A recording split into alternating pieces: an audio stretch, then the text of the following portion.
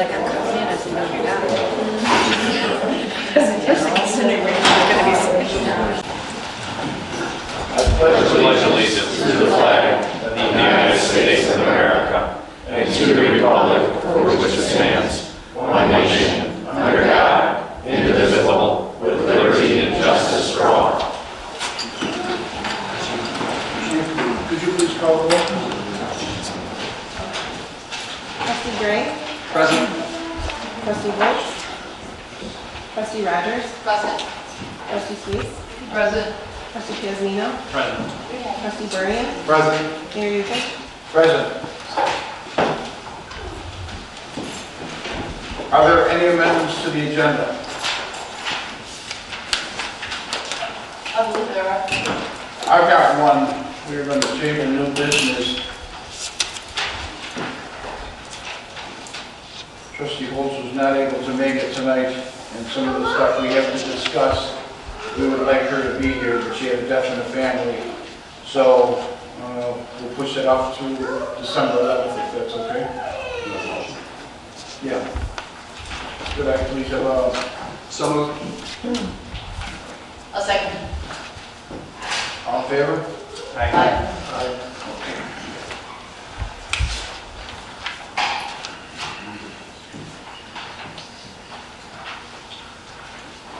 First, do we have the band here from Lockport Township High School? Yes, we do, Mayor. We do. Okay.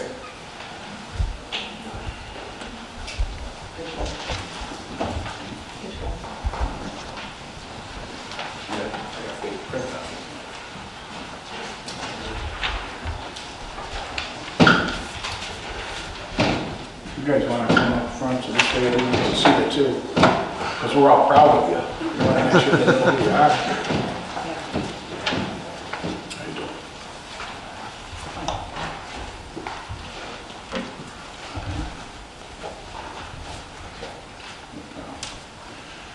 Tonight we're privileged to have representatives from the Lockport High School Marching Band with us. It is with great pride for our community that we are recognizing the Lockport Township High School's band achievements. This fall included. Achievements of this fall included. First place in the Class 6A Illinois State Marching Band Championship held at Illinois State University. Very good. Second place, finals and caption awards for general effect and crowd appeal. Third, seventh place overall finish in the Bands of America Super Regional Finals in Indianapolis. This is the ensemble of third state championship with first place wins in 2013 and 2015. The Lockport Township High School competitive marching band is made up of 175 members and is led by Director Brian Colby, with the assistant of Associate Director of Bands, Aaron Kennedy. The band has worked very hard to achieve this prestigious awards, practicing 2.5 hours, 3 days each week, and 8 hours almost every Saturday. We salute the accomplishment of the Lockport High School marching band members and present this 2019 Certificate of Outstanding Achievement to the band directors and to Lockport Township High School 2019 marching band members. Congratulations.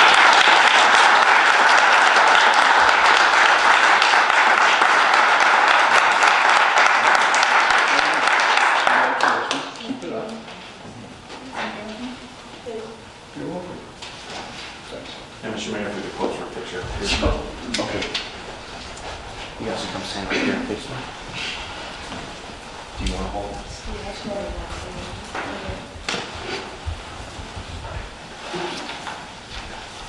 All right. You guys are doing it too.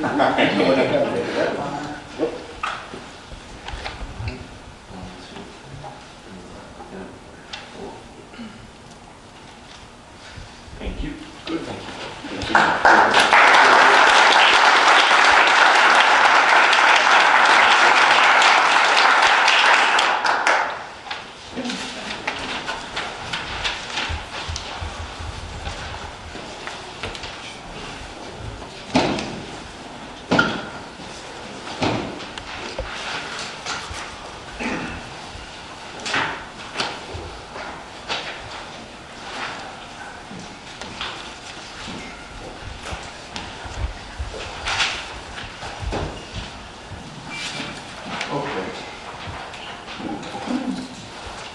Is there a motion to approve the following closed session minutes, all of which shall remain sealed until future board consideration and approval, to release July 8th, 2013, October 6th,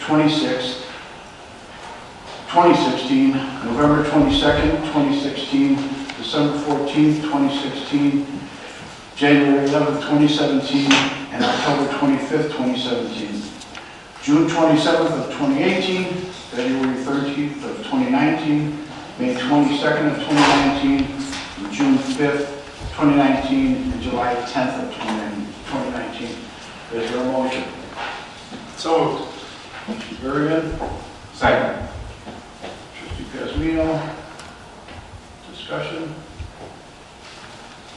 Gia, could you please call the roll? Or, no, I can do it. All in favor? All in favor? Aye. All opposed? Motion carries. G, reports and communications from the mayor and other officers. I will go first on this one. I just want to make sure anyone that's driving on 159th Street does see that it's finished. They've got the road open on both sides. They still have to do the medians, but they have some of them finished up already. I saw them putting paint on the streets today to separate the lanes, and the rain was following them right behind it. So I'm not quite sure if they're going to be there tomorrow. But to all the businesses that have been so patient, and to all the residents that have had to deal with this too, I'm very happy to see that this is finally finished.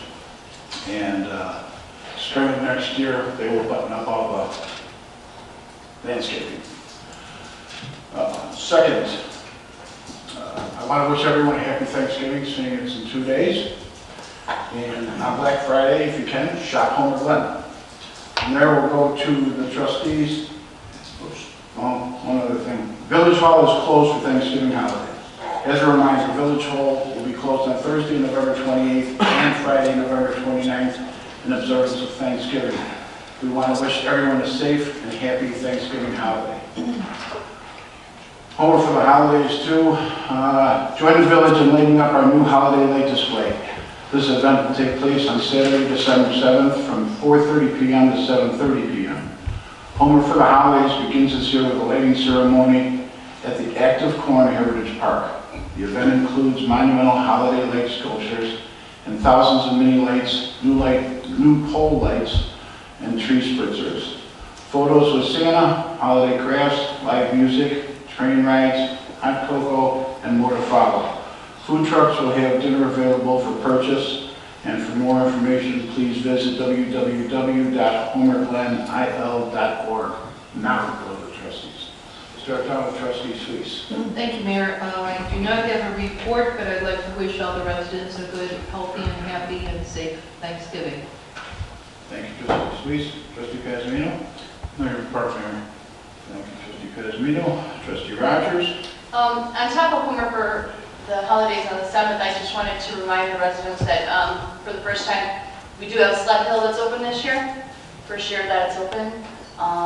We might get snow this week, so it is open, so hopefully you'll be able to take advantage of it. Thank you, Trustee Rogers. Trustee Berry? No report, Mayor. Thank you, Trustee Berrien. And Trustee Gray? Thank you, Mayor. I'd just like to mention that the Chicago Bears, Jewel Osco, and Salvation Army have kicked off our annual coat drive. As we all know, Chicago winters can be miserable for everyone, but for some people they are life-threatening. It may seem like a small thing, but when you donate a coat to someone in need, you're truly making a difference. Residents wishing to help can drop off new and gently used coats and other winter accessories at Jewel on Bell Road or here at Village Hall. We'll be setting up a winter coat donation drop box throughout the month of December during normal business hours, and coats for children and women are the greatest demand. All donations will be given to the Salvation Army for distribution. And toys for tots are being accepted at the Northwest Homer Fire District, all of their stations. Northwest Homer's been continuously collecting toys for 25 years, and they'll also be accepted at Homer Township Fire District Station 1. They will take them at their other stations also and make sure that they get over to Station 1, so you can really drop it off at any fire station in Homer Glen. And I'd also like to wish everybody a happy Thanksgiving. And that concludes my report. Thank you, Trustee Gray. Village Attorney? No report, Your Honor. Public safety officials? I do, Mayor. Thanks, sir. Mayor, trustees, public.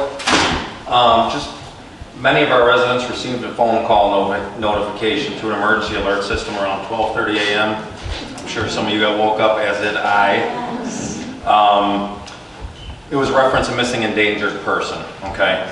For those of you that don't know, I apologize for any loss of sleep, but the Sheriff's Department authorized the notification due to the importance of locating the individual as soon as possible for her safety, okay? I am happy to report that the individual was located safe and sound, thank goodness. It leapfrogs to, what is this emergency alert program? Some of you might not even be aware of it, so I just wanted to get that word out to you real quickly, okay? The emergency notification system is maintained through Will County EMA, which is the Emergency Management Association. For more information, you can go to the EMA website, and I'll give it to you real quick for those of you that have pen and paper handy. It's all one word, willcountyema.org. On the home page, look for the tab, Emergency Notification Sign Up is what it says, Emergency Notification Sign Up, okay? This service allows you to sign up to receive emergency and non-emergency notifications through your preferred method of communication, which could be a cell phone, work phone, text message, email, home phone, and more. You can also choose the locations you want to be contacted about. So the area around your home, your parents' home, workplace, your child's school, as long as these locations are within the boundaries of participating Will County communities. So it's got to be in Will County, okay, everybody? Will County has chosen to automatically import into the mass notification system publicly available landline phone information from the white pages. If you do not sign up for this system, you will only receive emergency alert notifications on your landline phone, but nowhere else. However, if you have an unlisted traditional landline or you only use a cell phone, you must sign up to receive any emergency or non-emergency alerts. A special note is the system is not being used as a severe weather notification system. The website directs you to seek out weather-related info from official channels such as the National Weather Service. You can create an account and add your contact information and location information into the mass notification system. All information you provide will be kept strictly confidential. If you choose to stop receiving notifications, you're not going to get these emergency alerts, okay? You can stop receiving them at any time by removing your contact information from your profile, but like I said, it's in your best interest to be notified about these emergencies. By signing up, you control how you want to be contacted, okay, everybody? I kind of flew through that, and usually I'm a better speaker than that, but I want to make sure I didn't miss anything off of this sheet. Most of this information is on that website I gave you, and I'll repeat it just for anybody who wants to write it down again. www.willcountyema.org. Okay? That's my report. Thank you, Lieutenant. Thank you, Mayor. Village Manager? No report, Mr. Mayor. Thank you. Next will be public comment.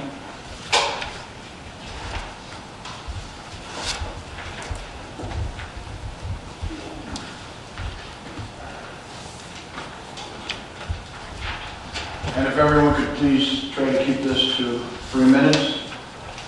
First would be Janice Wood.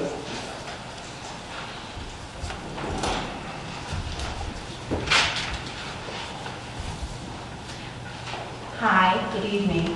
My name is Janice Wood.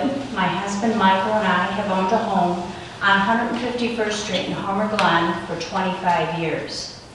Upon reading a letter to the editor in the Homer Horizon newspaper, we were made aware of a proposed widening of 151st Street. Apparently, our neighbors were aware of this because they received a letter in the mail. We had no notification at all. They also got a drawing. Okay, we're very concerned because of the following. First of all, our safety. Our home is near the top of the hill. As it is now, getting out of our driveway is a challenge. Please explain to me how widening the road will make it safer for us and our neighbors to exit our driveway. Secondly, land. We, and I'm sure all the neighbors affected, do not want to give up any property for a project we find unnecessary. Will we be fairly compensated for our property? And lastly, the reason. We as residents need to be informed as to why the road needs to be widened. The road is in good condition.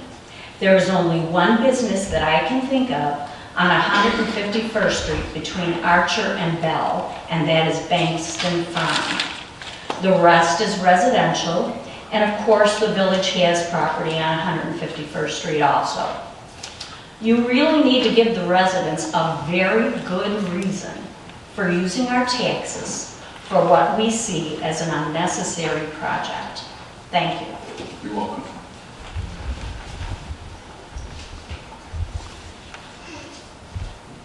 John, you're next for the stop signs. Good evening, my name is John Renish, and I live at Crystal Lake Estate Subdivision. We lived in Homer Glen for approximately 20 years. I'm also the president of our homeowners association. I am representing the association tonight to address the village board regarding an action item for stop signs in our subdivision. But also, I want to make the board aware of concern that we've had with this process and what we've experienced in trying to address a solution to a traffic calming issue. Please understand our concerns we bring forward tonight are not directed to any elected officials or not to our current village manager. When we started this process, Mary Yukich, you were the trustee and you were a chair of the safety committee. Since then, our subdivision has worked with several other trustees that have chaired said committee.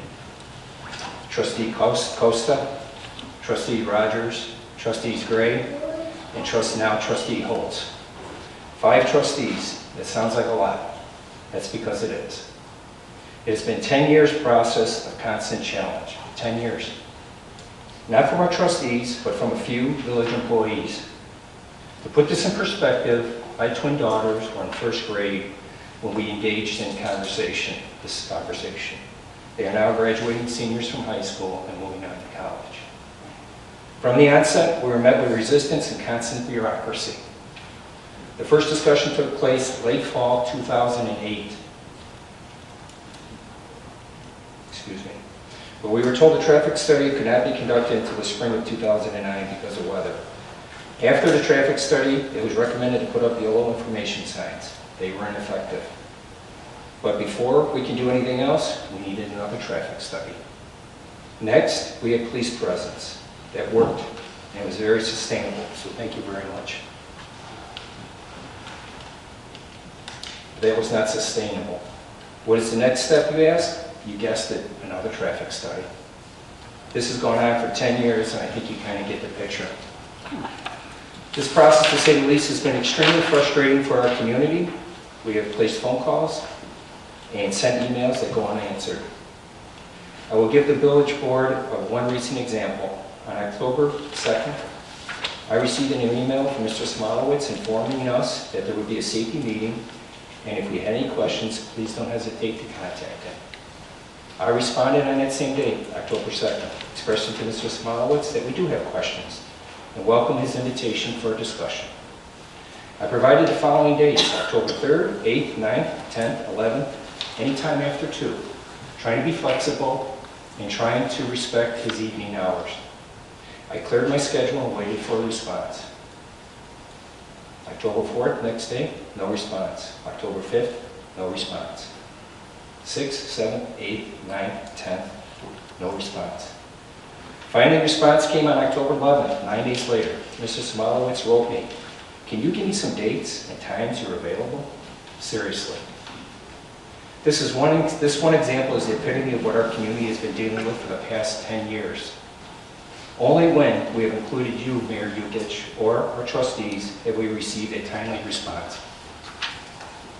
Last week I attended a safety committee meeting in which the stop signs were discussed.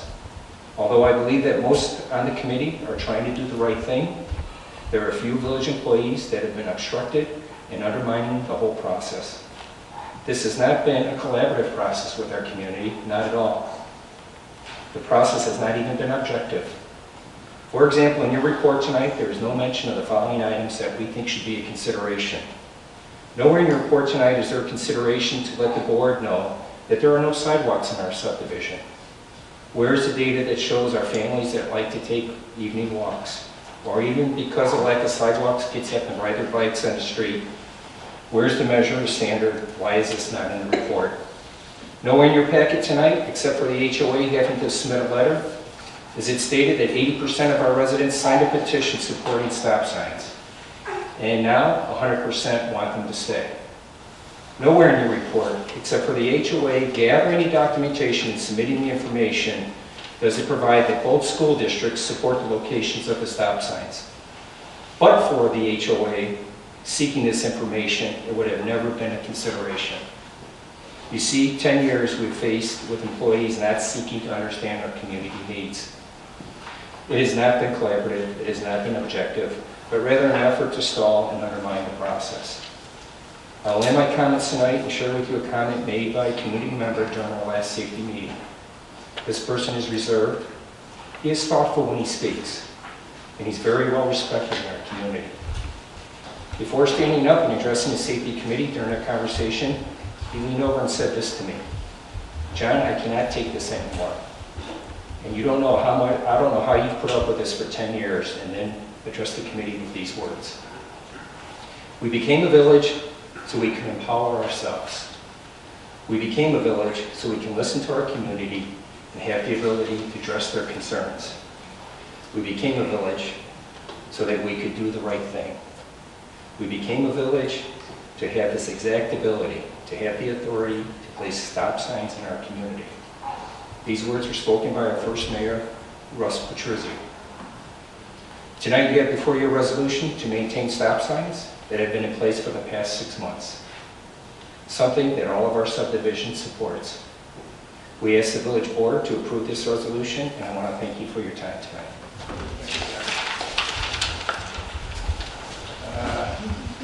Jerry Gianfracio? I gave her my 3 minutes. Okay. Ken Larson?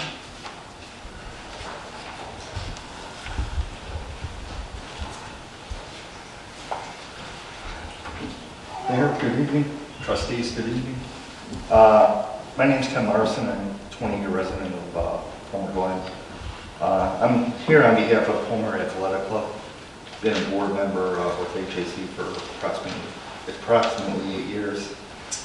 And for you, those that don't know, Homer Athletic Club, we're a 503c nonprofit organization. We offer sports to the youth in the community. We have a basketball program for boys and girls. We offer a volleyball as well for boys and girls. And we have a baseball and softball program. As many of you know, HAC has been around in this community for over 60 years. And we're very proud of the work that we do. I'm a volunteer. We do not collect a paycheck for our work we do with the club. And I am here today to ask again if the village would offer us a sponsorship. I've been here several times and I'm always told no for whatever reason. So I'm asking again if we could get a commitment from the village, from the mayor and the trustees for a sponsorship from the village.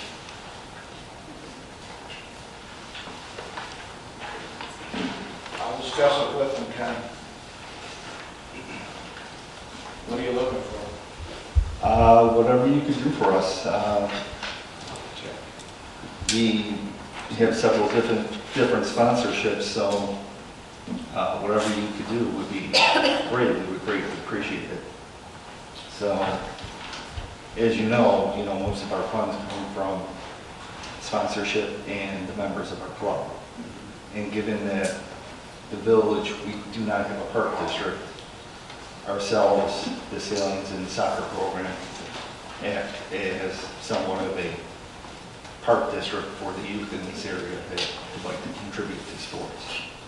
So, given the fact that we've been around 60 years, I hope that you would all reconsider and see what the village could do for us.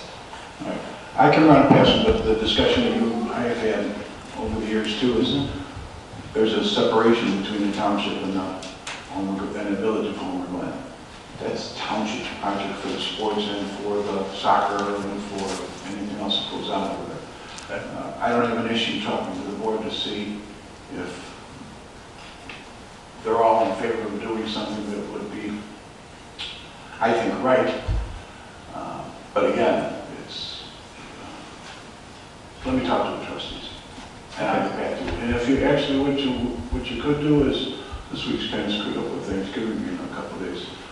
See if we can set up an appointment for one day next week, and I will bring you in and we can discuss this. Okay, that's fair enough. That's all we ask. So, thank you very much. Appreciate your time and have a good holiday, everyone. You too. Can I meet the form with someone, or should I just bring it next week? Can you give it to Joe for right now? Sure. So this way we have it. Thank you. Thanks, Ken. Next would be Jennifer Constantino.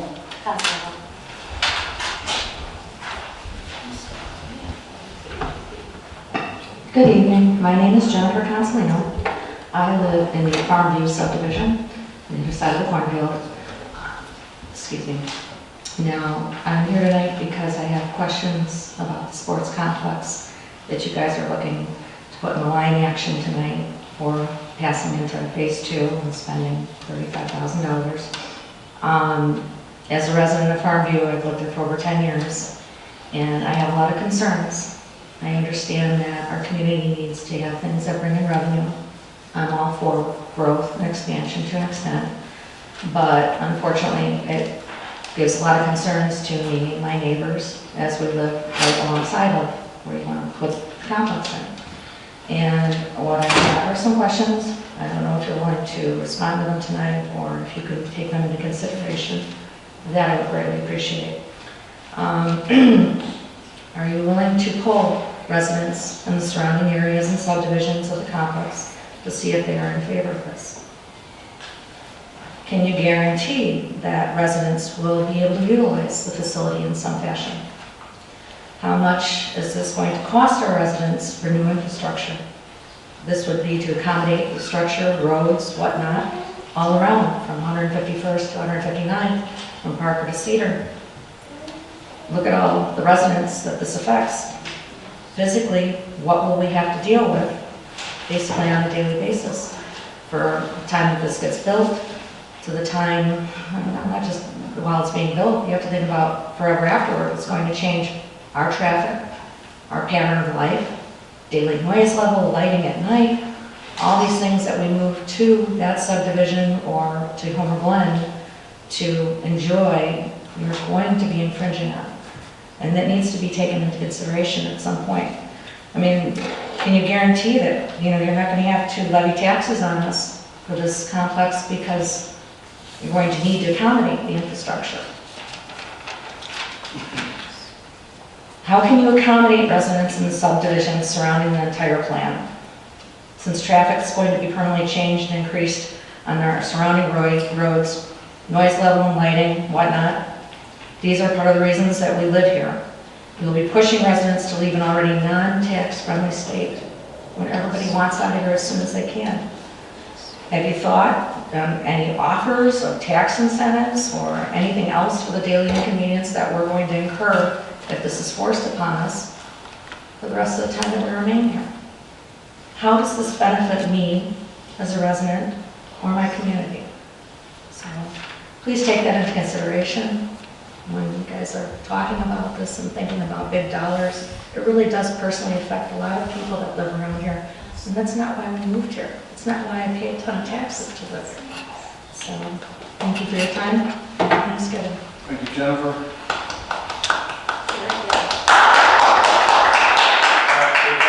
I appreciate your support and all, but we need to keep the noise level to a minimum, okay? Keep it professional. Tom Petridis. Mr. Mayor, I'll pass. My two neighbors, Janice, they cover pretty much what I'm here for. Okay. Thank you. Public comment is done.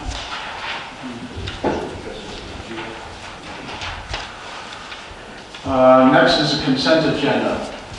All matters listed under the consent agenda are considered routine by the village board and will not be enacted by one, and will be enacted by one motion. There's a motion to approve the following items. 1, consider for approval the accounts payable for the period of November 15, 2019 through November 27, 2019 in the amount of $512,605.04. 2, consider for approval the treasurer's report of cash and investments for the period ending October 31st, 2019. 3, consider for approval the Village of Homer Glen's October legal bills for Mahoney, Silverman, and Cross LLC in the amount of $11,780.15. Consider for approval an intergovernmental agreement with Homer Township Road District to provide services for the setup, operation, and tear down of the 2020 Homer Community Festival in the amount of $8,000. So moved. Trustee Rogers. Second. Trustee Durian. Madam Clerk, is there any discussion?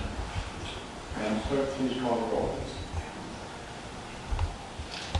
Trustee Gray. Aye. Trustee Rogers. Aye. Trustee Swayze. Aye. Trustee Durian. Aye. Trustee Kazmino. Aye. Motion carries. Legislation and action items. 1, professional services agreement with the Sports Facilities Advisory LLC. Tonight, we have Gary Smallshaw from the Sports Facilities Advisory. Mr. Smallshaw shall give us a short presentation and then answer any questions.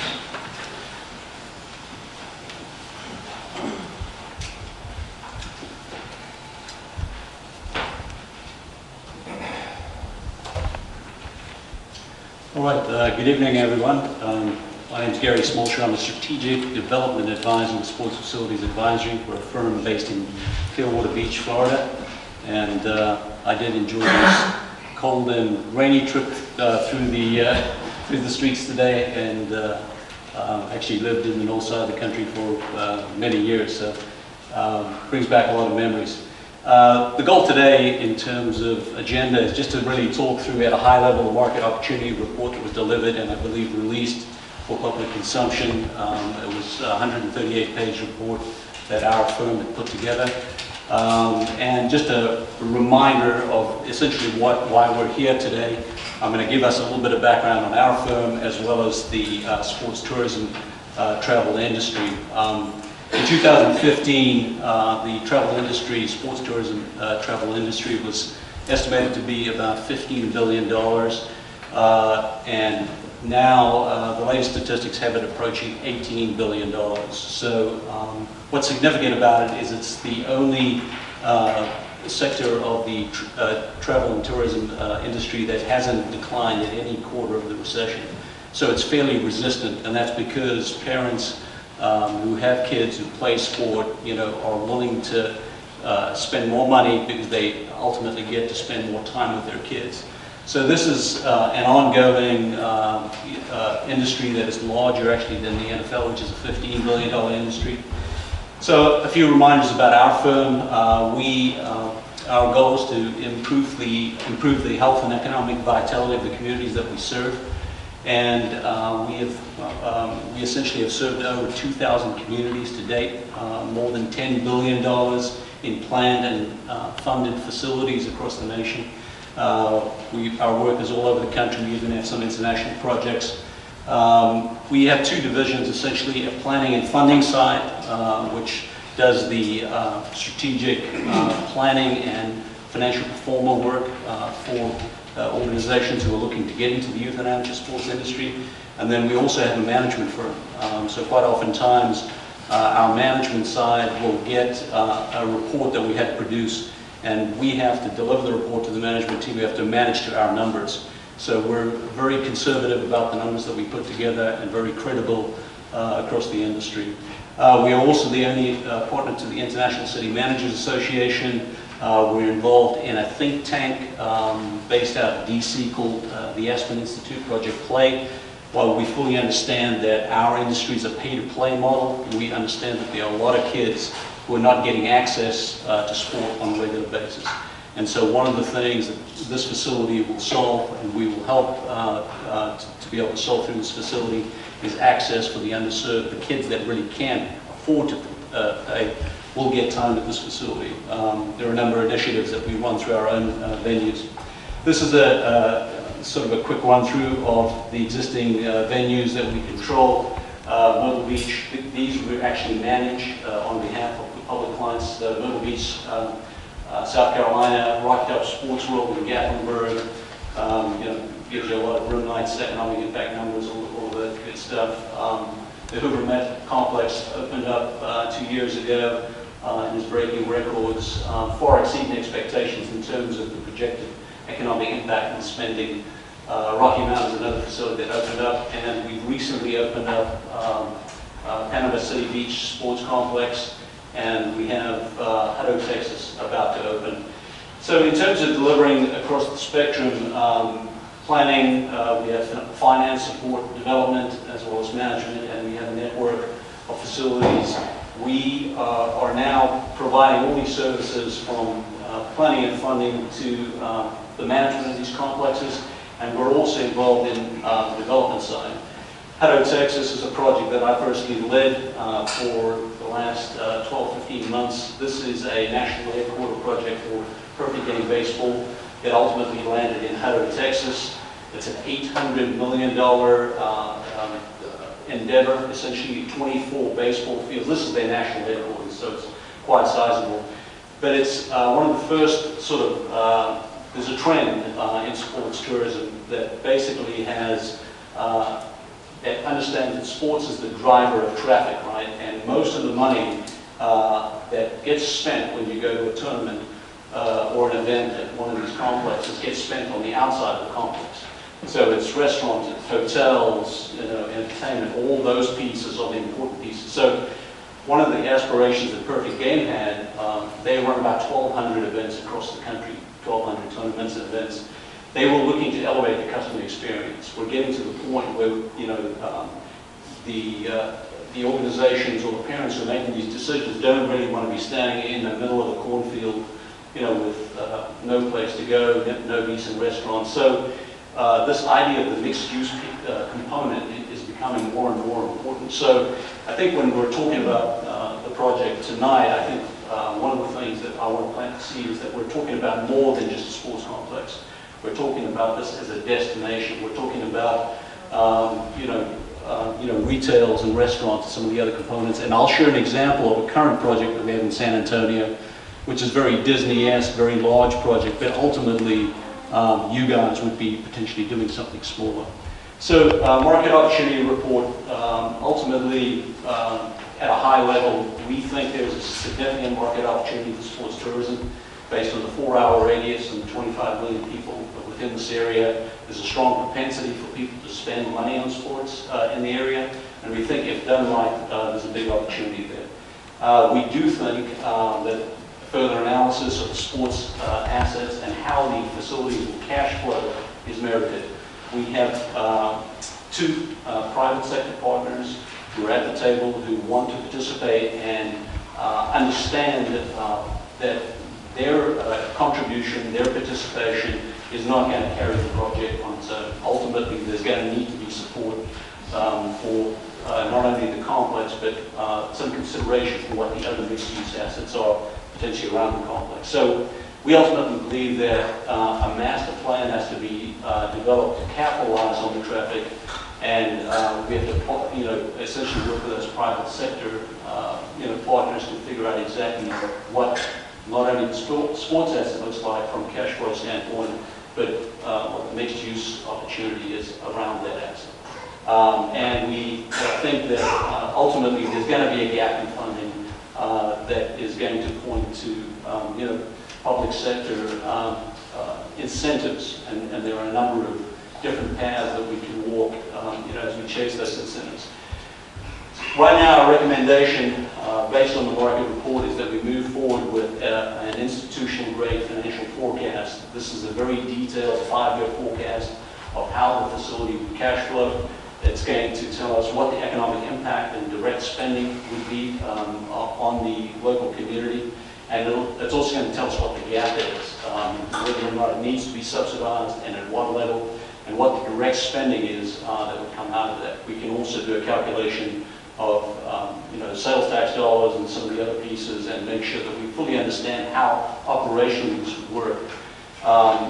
The other thing that came out of the market opportunity report, and everybody may have seen it, is I think the total value of the assets that was analyzed was $100 million. We were not recommending that we spend that kind of money here. We were just saying that all of the assets, based on the project team's definition of success, all of those assets are worthy of analysis moving forward. One of the things that our financial performer will do is it'll right-size those assets. So when we look at the market, we'll understand the number of kids. There are 68 different factors that go into this performance, but ultimately we're going to right-size the complex down to something that's sustainable, that's reasonable. We have facility utilization summaries for every sports asset that will be a part of the performance, and we'll be able to tell you exactly what the right-size complex is for this market through the performance process. The other thing that we're going to recommend and make recommendations on is phasing. So ultimately, we may recommend, for example, that we start with an indoor facility and then ultimately could move to outdoor. We may have phasing considerations for ice hockey versus outdoor fields, but we're going to be able to prepare the performer in a way that allows the Village of Homer Glen to make decisions about next steps and moving forward.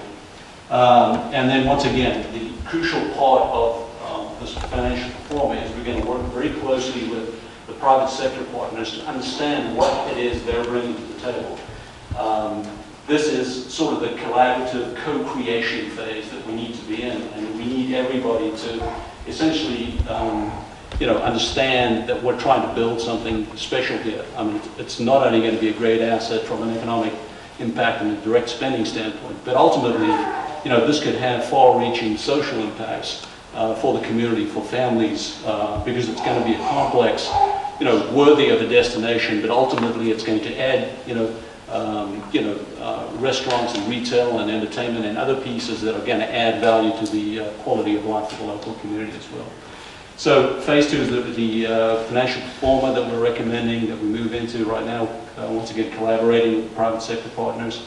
And then ultimately, once we understand what the numbers are, understand what the facility does from a cash flow forecast, we're going to move into sort of a very, it's a little bit like jazz, when you put together a master site plan and ultimately go out and have conversations with strategic partners. You're going to have presentations to medical and wellness organizations who might want to participate. There was, there's a lot of merit in being very close to the sports assets, whether it's urgent care, orthopedics, sports medicine. We're also going to look at key user groups and sports rights holders.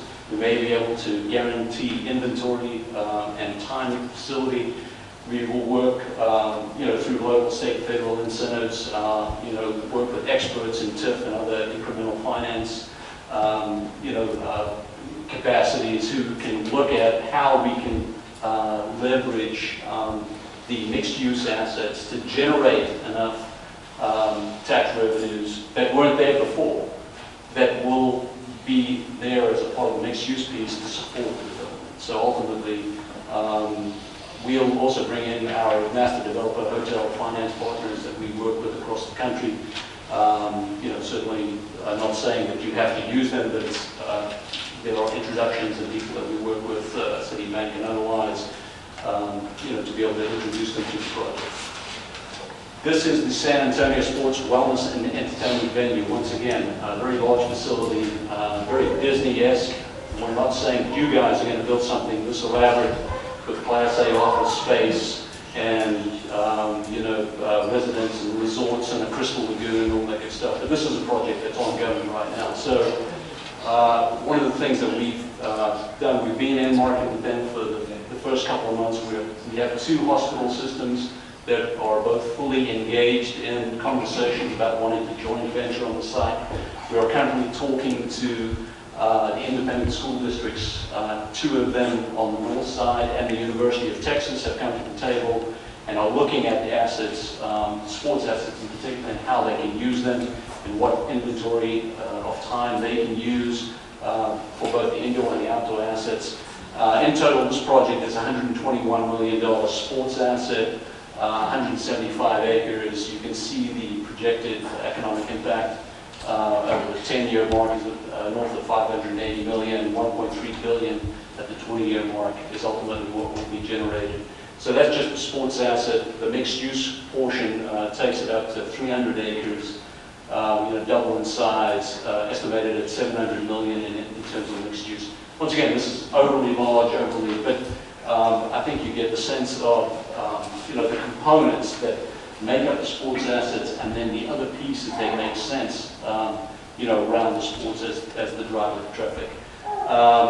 Once again, just the ability, this is a part of the process that we would use in terms of pitch deck development, public presentations, and partnership development is something that we would lead moving forward for this project as well.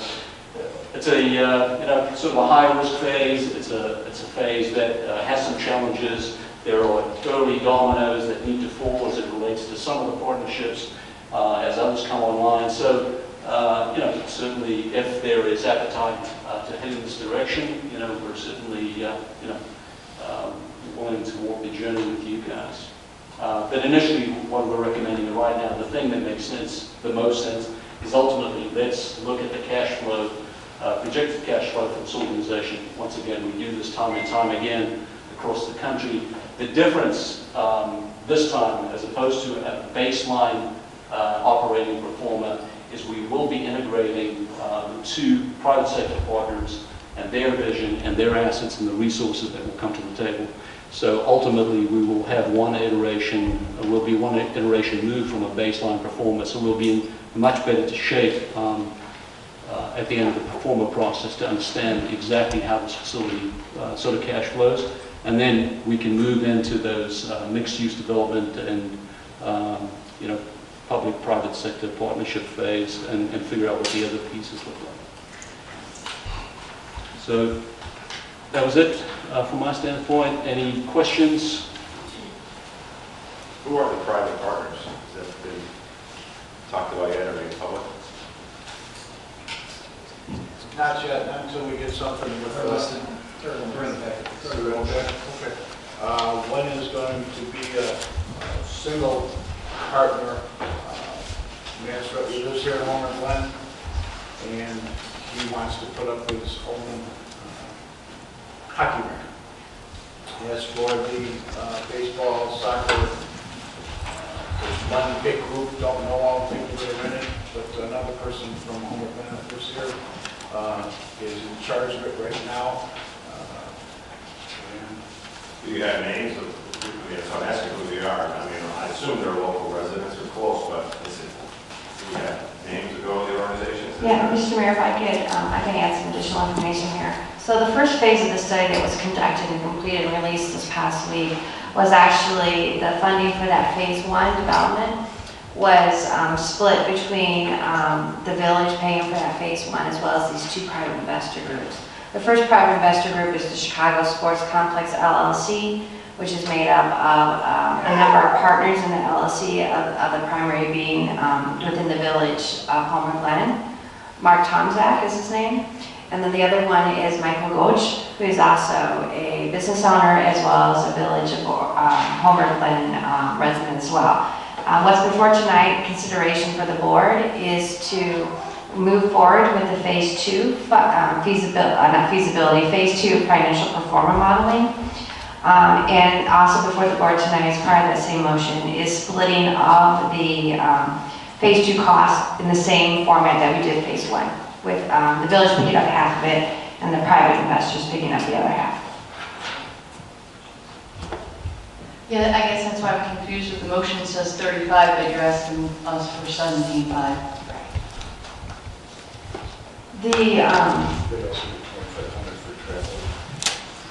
Right, so the motion is for 35,000, but we're willing to pay 17,500. Right, the motion is to approve the contract with Sports Facilities Advisory in the amount of $35,000. The agreement that we have with them would be between us and with them, the same as the phase 1.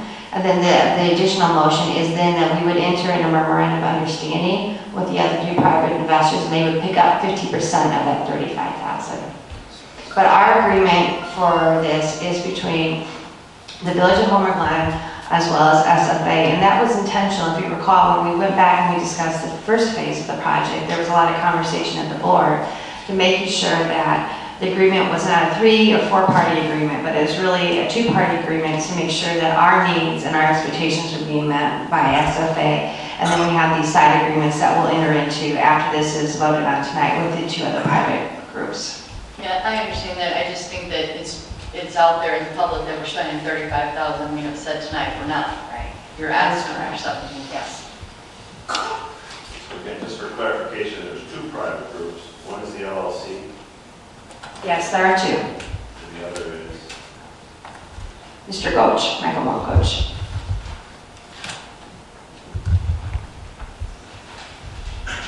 So with the agreement of the cost sharing, the village's cost would be $18,750. That includes the $35,000 plus the $2,500 cap in travel reimbursements.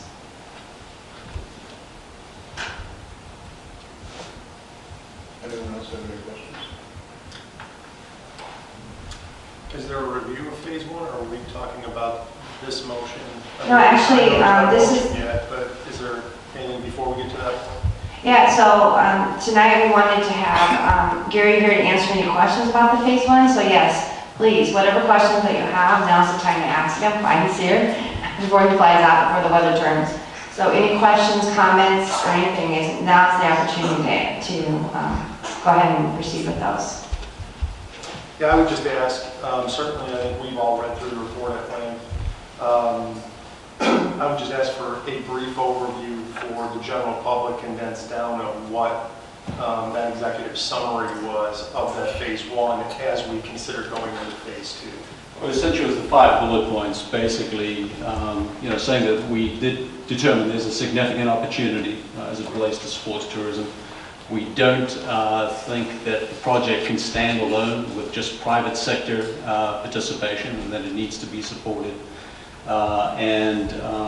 We do think that the next phase needs to include right-sizing the complex and phasing to recommendations that we'll make. And then it needs to be ultimately that we're talking about, for this to work, we're talking about a master plan that would include a mixed development component. Once again, not as large as San Antonio.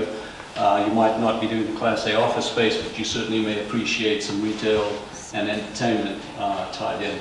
But those pieces will come after we fully analyze the cash flow of the sports assets. So we understand what the subsidy is, if there is subsidy, what capital is being brought to the table, and there's certainly agreements that need to be worked out in terms of the 2 private sector partners, depending on what they bring to the table. So we're looking at this as a very collaborative phase and an opportunity to get to a true bottom line number for how this complex will operate. We do about 120 studies a year, market opportunity through financial performance. So we're very comfortable and with our numbers and very conservative in what you guys are going to get from us. But once that's analyzed, then our recommendation is to move forward with a phase that includes the consideration of mixed use and a master developer, a hotel, all of those pieces will be in discussion. But first, let's understand how the sports asset cash flows. I think it was mentioned when we first discussed phase 1, but of that 120 projects that you guys take a look at on an annual basis, how many of those actually go forward and become shovels in a ground type projects? I would have to go back to our guys and take a look. But yeah, I think you ballpark on that percentage. Ballpark, you're probably talking, I would say 30–40% actually move forward into. Once again, if you look at the timeline, that initial sort of planning phase is, it's a very early phase, right? There are so many things that need to be done to get the facility developed, and ultimately, who's going to manage, how you're going to manage all those pieces. So ultimately, yeah, that's probably my guess. But I can sort of confirm that I'm not one of the business. No, that's okay. I just don't remember. I know it's something we talked about at the previous meeting, but I think why that's important is just for the public and for the audience to understand some context to this. That this is a process of exploring an idea. Yes. But even the 120 projects that you do on an annual basis, 30 to 40% of those ever come to fruition. So just going through this process doesn't necessarily mean, That's you know, correct. that it is exploring opportunities and I think due diligence. So that's why I asked that question. I just remember what the ballpark on that percentage was. Yeah. So it's a, you know, I mean, there's a lot to do between now and shovel in the ground. You know, there are a lot of conversations to be had that can really add value to the performer once we know what the baseline performer looks like. And there's a lot to navigate. And it's, you know, sort of a high-risk phase of going into, you know, navigate all these partnerships and ultimately finding the incentives that, you know, make sense for the project. But I will say the one thing that we do know in our industry is that the idea of the privately funded sports model is a real challenge without the public support. Hence, you know, P3 partnerships. And the other trend is this idea of people for the first time recognizing that the mixed-use assets are the real sort of drivers, and that they are sales tax revenues and other mechanisms to capture that incremental revenue and not think of it just as a sports complex, because that's where the money gets spent. So more and more, especially in light of the competitive situation that you have with parents making decisions about which complex to go, they want to go to the one that has all of the other amenities, the other things that they can do, as opposed to standing in the middle of a cornfield somewhere. I have a question for you. Are you done? Okay, sorry. You've been candid about saying that private investment can't really support the sports element itself. So you've been pretty candid about that. Tonight's presentation, one of the slides you put on there, that significant, you used the word significant public sector incentives. And then on one of the pages of the report summary, it says, after meeting with the project team, you guys have defined success and you've listed some bullet points. And one of those bullet points is to create an operationally self-sustaining business model limiting ongoing subsidy requirements. So, you know, you're kind of telling us both sides here. You're telling us that this thing right out of the gate can't sustain itself, the sports portion of it. And it's going to require some subsidization going forward. Are we going to get that information in phase 2? Will we know in phase 2? And also I have a question about right sizing. I'd like a little more definition about right sizing, because my worry about right sizing is that if you're saying that 100 acres, essentially 100 acres out there, $100 million project, if it were as built in what's in our packet piece, you're saying that's overbuilt for the market.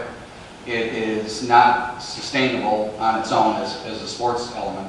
And you're saying that we need to right size it, and we'll know that after phase 2. My worry is that, and it's not really a worry, but I'm hoping we're going to get that information in phase 2. We have two significant investors, but they come at it from a different perspective. They're not just pooling, you know, pension money or something and looking to invest that. They have specific needs that they are trying to address. One is an ice issue, and one is a field issue. And the way I'm reading this is like, if we were to say that we're going to downsize the ice issue, we may lose the ice investor, which means there's a much more significant lift for the village to handle if we go forward with this. Same thing for the field position. So I want to know if we approve this tonight, and I am glad that we do have 2 other private investors on the hook, not on the hook, but in with us right now to help us share this cost. Because I think this is good information that we as a board need to make these decisions.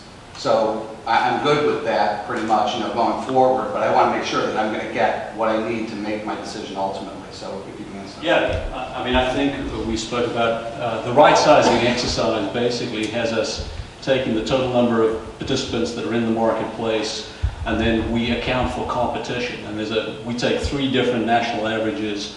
There's a blend of those averages by sport, and then we do it by drive time, and ultimately, you know, account for competition. There's just a whole mix of things that goes into saying this is the total pool of athletes that could be aimed at a 3-rink ice hockey surface, for example.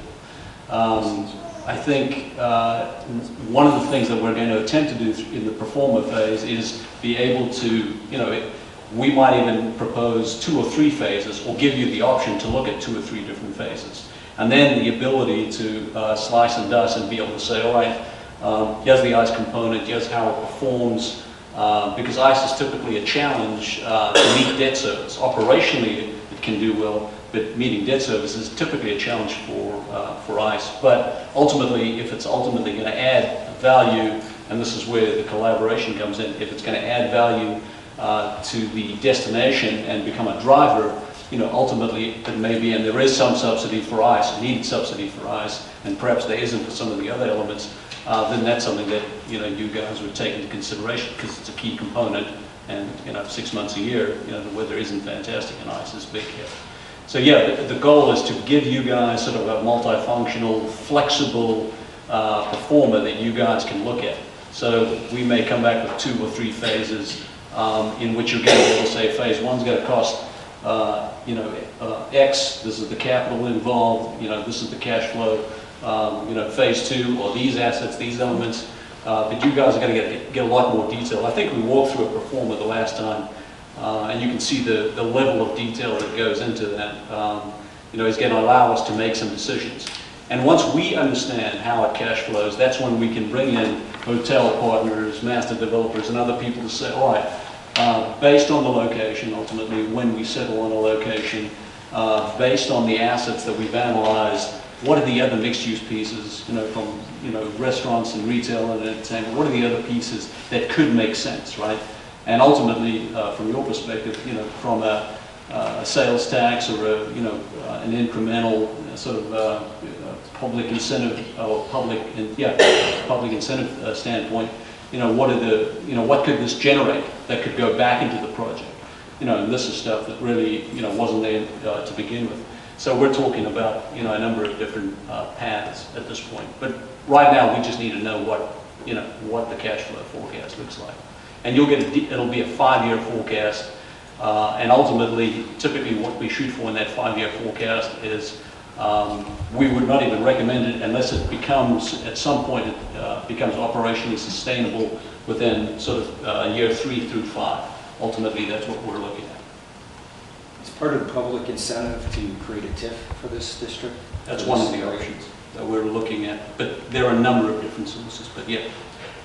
I would say then you should really consider school districts because that's revenue that would be a loss to them, depending on it. Now, I've worked with Ms. Farley before. We've had successful TIFs and shortened them up, and it's become beneficial for both the school districts and the village and so forth and so on. Just something that, as this board looks at that consideration, maybe should take that into account.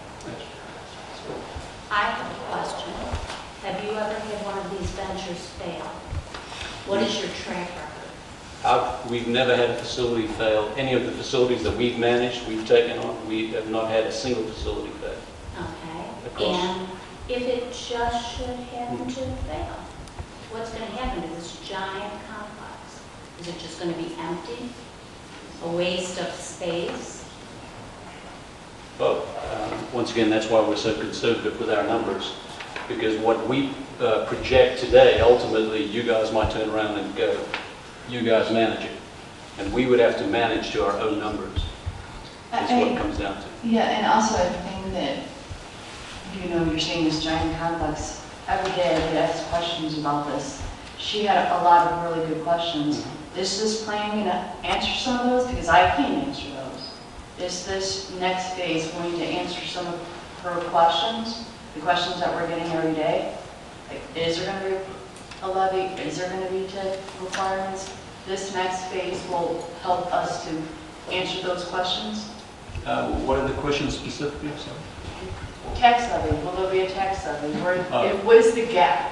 What is the gap? Is this next phase? This is going to determine what the gap is, and ultimately the strategy, to understand what the gap is. The next phase, ultimately moving into, for example, the 2 hospital systems that we're talking to in San Antonio. It's a competitive situation. At least one of the hospitals wants to joint venture on about 45,000 square feet of medical space, research, urgent care. They have a building they want to do because they want it to be near the sports asset, and they want additional land around that building. So the fact that they want a JV and are willing to put in capital to the project, you can really leverage their involvement as it relates to the money that they're putting in. So health and wellness partners, ISDs. There are a number of different partnerships and a number of different ways to go, but ultimately we've got to get to understanding how this will cash flow and what the sports elements are. Also, who's going to maintain this? All the maintenance people that we're going to, is the village going to have to pay all the maintenance people?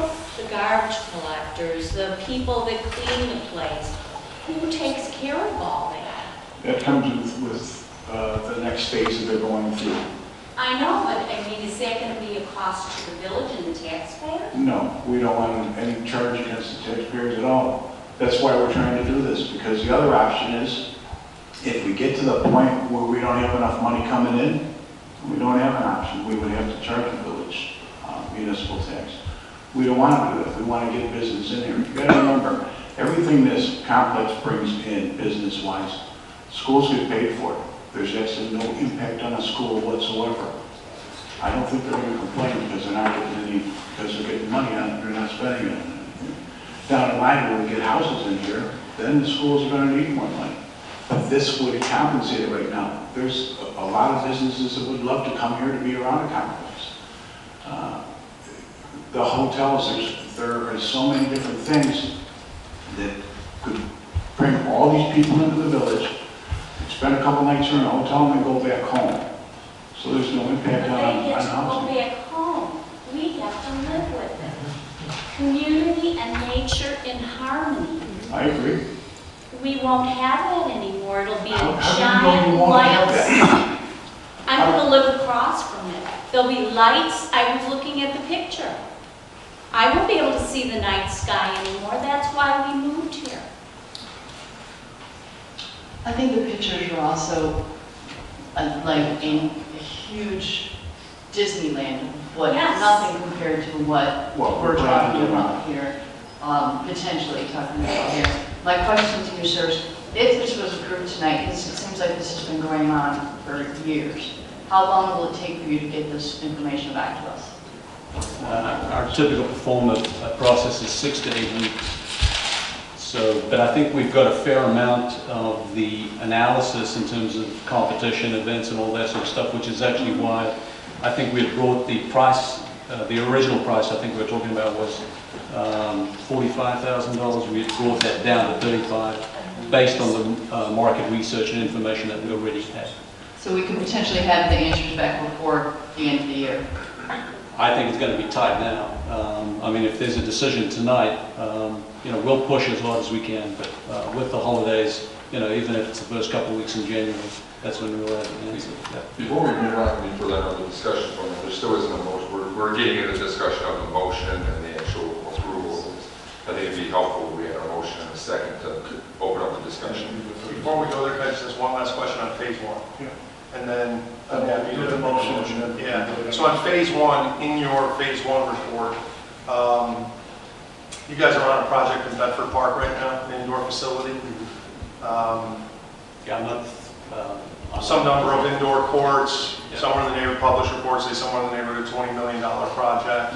I'm just wondering why that project, for all the projects that are referenced within this report for comparables and other things, now I know it's not open, and I think, again, published reports is opening sometime next year, but certainly would be online prior to anything occurring here if something were to occur. Any reason why that wasn't included in this report? It's a project that you guys are currently working on, right? Yeah. So there's lots of larger projects across the country that are referenced, and in the chart of regional sort of comparable projects, that's just one that isn't, unless I missed it, I don't think I did, isn't in that report. yeah, I'm not sure why, or the timing, or, I can get back to our business analyst team and figure out why. Well, the reason I asked it, I think it would be a direct competitor, potential competitor at some level. Yeah. Again, we're sitting here today after a phase one. Yeah. We still don't know what shape, size, anything that may even be, whether it even makes, whether the numbers even work yet, let alone what size it is, whether it's indoor, outdoor, lights, no lights. There's a direct competitor coming online, 20 miles That away. direct competitor is going to be factored into this analysis. Okay. I mean, we know about it Yeah. now. Yeah. I don't know what the timing was at the time we engaged you guys and where they were in their process. It's being But, yeah. built. I mean, it is opening next summer, so Oh, it's well, currently. that'll be a part of our process. That'll be built right in there. We analyze every single facility within a 4-hour radius, every single facility. And we have a scoring system for management programs, operations, and essentially pull out that portion and say we're not going to get X percentage of the market based on their involvement and the fact that they're there. So, yeah, that'll be factored in. Okay, thank you. And you want to read the motion again? Okay. Just so we can talk about the next step. Is there a motion to approve the addendum to professional services agreement with Sports Facilities Advisory LLC to conduct a Phase 2 financial forecast pro forma concerning development of a possible sports complex in Homer Glen in the amount of $35,000 plus a maximum not to exceed $2,500 in travel expenses, and to enter into a memorandum of understanding between the Village of Homer Glen, Chicagoland Sports Complex LLC, and Michael Goyich to the share of 50% of costs of Phase 2. So moved. Trustee Varian, Second. Trustee Gray. Discussion. We'll have discussion on You were in the middle, so you want to go ahead and finish what you said. No, I was talking about the timing of it, this is just, it's gone on for so long, but in my own opinion, I feel like because we have these two outside investors who are looking to potentially invest substantial amount of monies in the village, at some level, it's prudent to do the next phase for the $17,500 so that we're not potentially missing out on an opportunity. It might not be this 100-acre opportunity. There could be, it could come back and say, the only thing that works here is ice, right? And then we can say, great, we got an ice guy. Or, come back and say, the only thing that's going to work here is it's 50-50. And we're like, well, that doesn't work for us either. We don't know. There's almost every question that's asked me on the sports complex, I cannot answer without going to this next phase. So it seems the responsible thing for me to do is to say yes to the next phase so that I can answer these questions and make an educated decision on where we go from here. to see if it's going to be good for the village or not. As for what he was saying for sizing too, because when we first started into this, we were looking into a 60-acre complex, but we wanted it small and simple. And then we were trying to figure out how can we get some money into the village without taxing anyone. So the park district was thrown out there, but it's still a tax. You still have to pay for it. There is no municipal tax right now, so if we had to go to a municipal tax, then you'd have to pay it. Somewhere along the line, we need an income coming in here, and commercial's not jumping here. You got to look at Orland Park and look at New Lenox and Rogers and what they've done. There's not a lot out there. Big box is gone, and you need something here that's going to generate money and sales tax for our village. So with him saying the downsizing, when Mark had first come to us, he said he wanted a 400-acre park with multi-baseball fields, soccer fields, lacrosse fields, volleyball. And then when Mike Boyce came to us, it was for an ice rink, and he would have it indoor, so that would be a year-round process. And he would do volleyball along with hockey. Because right now, for the hockey people, it's very hard to get ice cream. Hockey's still very, very popular here. Some of the teams that I know, my son played for a while, if you wanted to practice, or sometimes you had to go way up north because there was no ice time available. There's a few rinks around here that are single rinks. Crestwood has one, Homewood has one, Joliet has one. Then you go out towards Romeoville and Bolingbrook. Bolingbrook has one, Romeoville has two. And Mr. Goyich wants to build the rink. It's not us, so we wouldn't have to maintain anything. We will hold no ownership of it. That would be theirs. So downsizing it, he went down to a lot less of a figure for outdoor sports. As for the indoor sports and for a facility that could house a bunch of things, because the building would be over 300,000 square feet, that it can handle everything indoor, outdoor, can handle concerts can handle, the shows can handle anything they want on the inside too. Plus, it would be, like I said before, it would be good for the village because that's something that's year-round. Baseball and the rest of them stop at the end of summer, sometimes going into fall, but hockey starts up, and so now you have a new group of people come in. So they downsized it to where it would make some sense. If we want to go a little bit after that, we can add on to it. But it's nothing that's going to be done at the same time. Pretty much how to explain it? Yep. Mayor, I'd add that in what you just said, the initial investor wanted to go with 400 acres, fields as far as the eye could see. You know, if there was great enthusiasm for that at the time, we might have signed on a dotted line and we'd be stuck here now with 400 acres and a lot of fields and not consulting the professionals to come in and give us the pertinent information that we need to make these decisions. We might have gone down that avenue short-sightedly. So that's why, you know, to the public's involvement in this, it's like, it is unfortunate sometimes. These things do cost money, and sometimes that money is, it looks like it's being spent imprudently, but it's not. This is information that saves you the hundreds of millions on the back end when you prudently spend the tens of thousands on the front end. So, you know, that kind of makes the case for that. You know, if we had just run with that ball, we might be sitting here in a much different atmosphere right now than we currently are. So, to Trustee Rogers' point, you know, that's why I feel exactly the same way. We need more information to make an informed decision. To yes, no, whatever that decision is. Right now, we just don't have enough information at our availability. So, I just want to make that point. I would say when we approved phase one, there were a couple points I made on the record at the time, and I think those hold true today. One, I said at the time that I was only voting to support the phase one study because for the first time in a several-year process, there was real interest from private investors.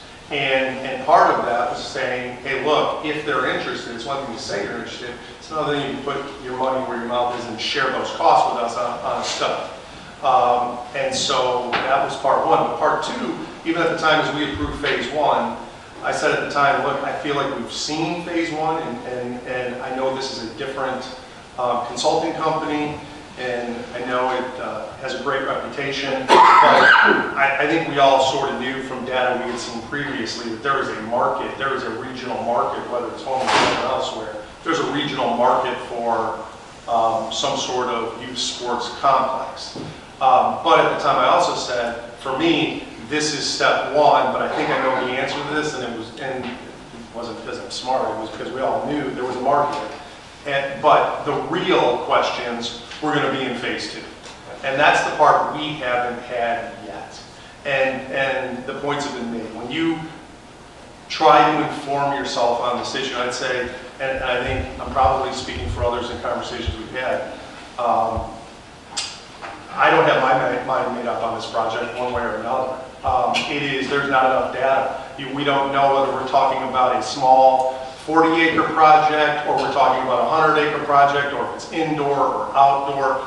Nobody has the answers to that because all of that has to work on multiple fronts. The private investors are, to me, the key here, and why I would simply say to residents that have concerns, even with the discussion on this, that I feel like we're doing our jobs here in that you've got potential private investment in Homer Glen, whatever that may be, whether that's a sports complex or any other commercial development. We have to entertain, when someone comes, you're talking big dollars here and big potential investment. And if it doesn't make sense for us at the end of the day when we get, and I think this next phase to me is kind of the big one where real decisions can start being made based on data and not guessing. If we get to that point and we say, this doesn't fit for Homer Glen, there is likely these investors go to somewhere neighboring because there is a market.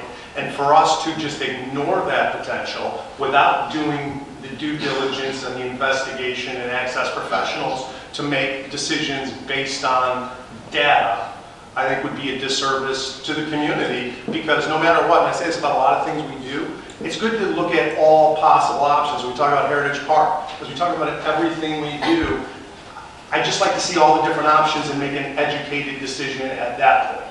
And so while I'm supportive of phase 2, I basically said I was supportive of phase 2 when I voted for phase 1, because phase 1, I kind of knew what that was going to say, and we've never taken this next step.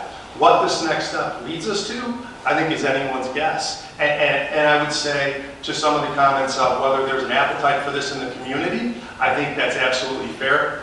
I would make one side point to the residents in the audience tonight. We always have a fairly informed audience. I just think on multiple levels, on multiple different issues, there were good questions, whether it's 151st Street or this project or stuff.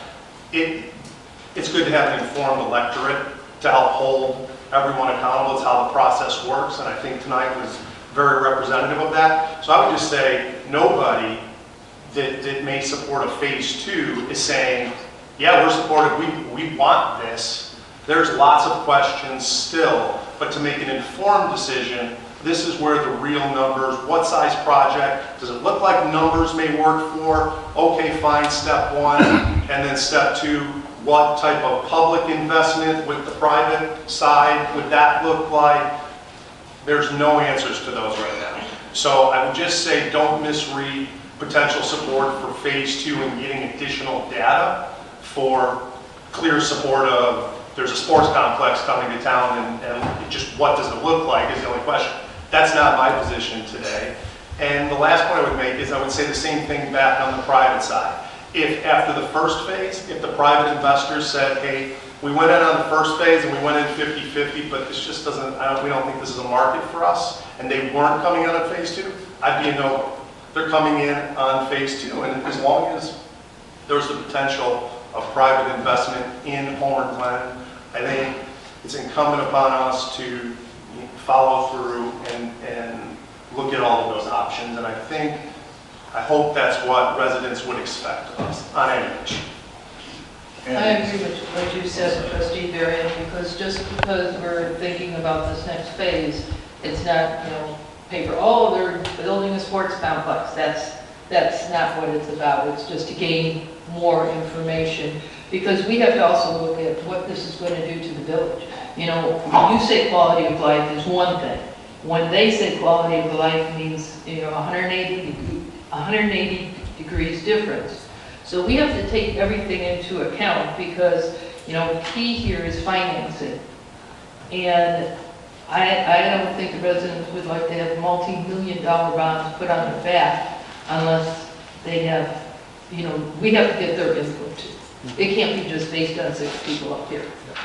No, that's why we are going to the next phase of this. And probably the worst thing I did when I first started this is just saying it's a sports complex. This was never really about a sports complex. This was something to bring here, to bring businesses here, bring hotels here. Because you have to make it a destination. Otherwise, why would they come? They can go anywhere and get anything that we have in Homer Glen. They can do it all throughout the whole country. If you have something that's, you get someone who's never been to Chicago, and now there's a tournament. You'll have a lot of people come down here just to be able to kill 2 birds with 1 stone. I would like to, my whole vision on this is if we did put a sports complex in here, it's surrounded with restaurants, surrounded with stuff that people could go to. Have a downtown. For Jason, right now we feel like restaurant-wise, we have some good restaurants in Homer Glen, but we don't have a lot of them. So where does people go? They go somewhere else where they have them. Well, they're spending their money out there. I want them to spend the money right here. I don't want taxes to go up. As for how we're thinking on this, there's not one person on this board that wants anyone's taxes to go up. If anything, we want them to go down, or at least freeze.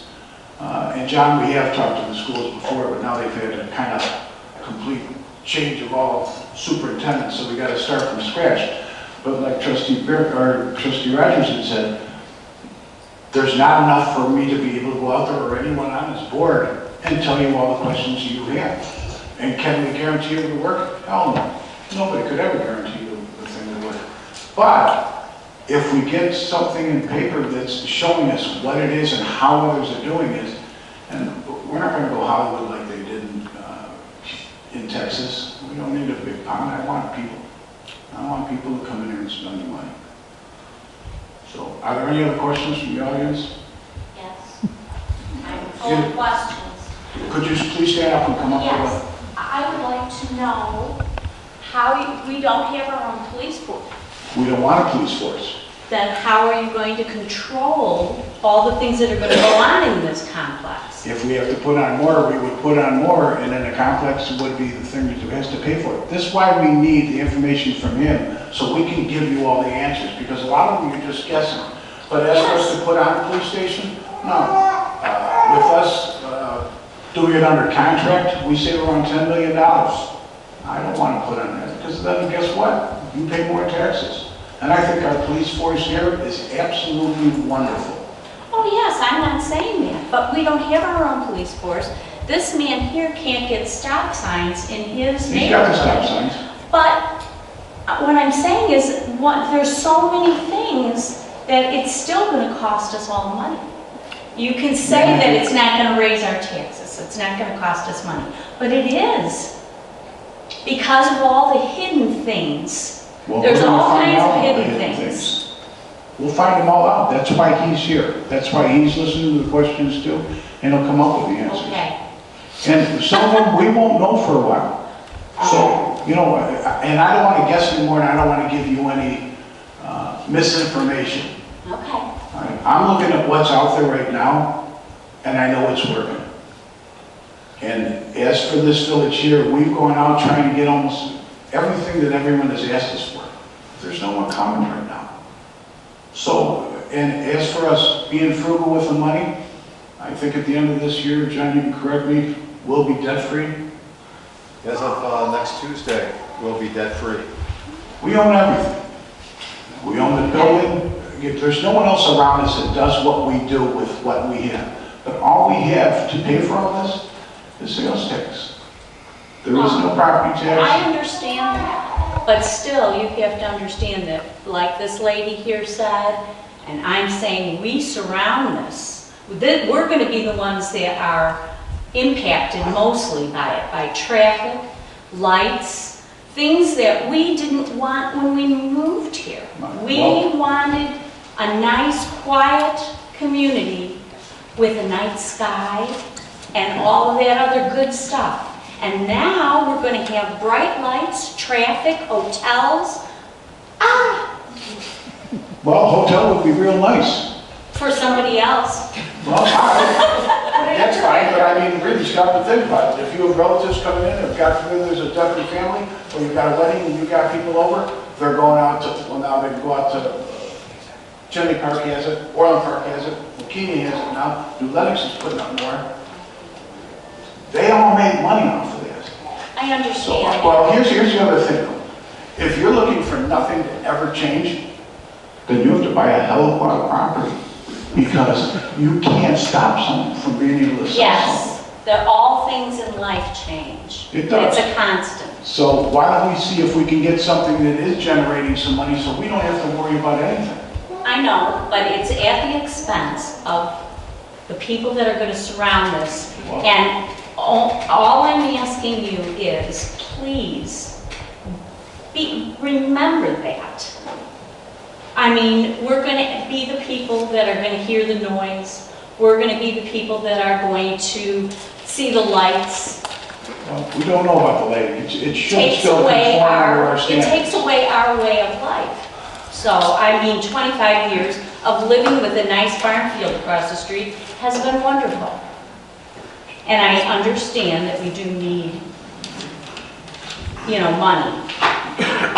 Keep us in mind. Right. There were two more people out there. Two more, you've got it, and then I'm going to call them. For a motion. First question may be a little stupid. Is that still the only site that's being taken into consideration for this project?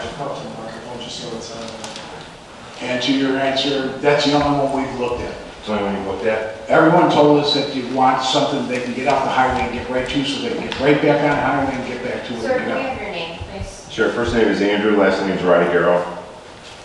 51 years old, all but for 4 years. I've resided in this area. President of Homer Athletic Club. I agree with Brian. Doesn't take a rocket scientist to realize that there's a market. HAC's been around for 60 years. Stallions football's been around for a lot of years. Homer Soccer Club's been around for a lot of years. Well, it doesn't take a rocket scientist also is we need funds to just support the facilities we have and have to operate and maintain ourselves. And it's not cheap.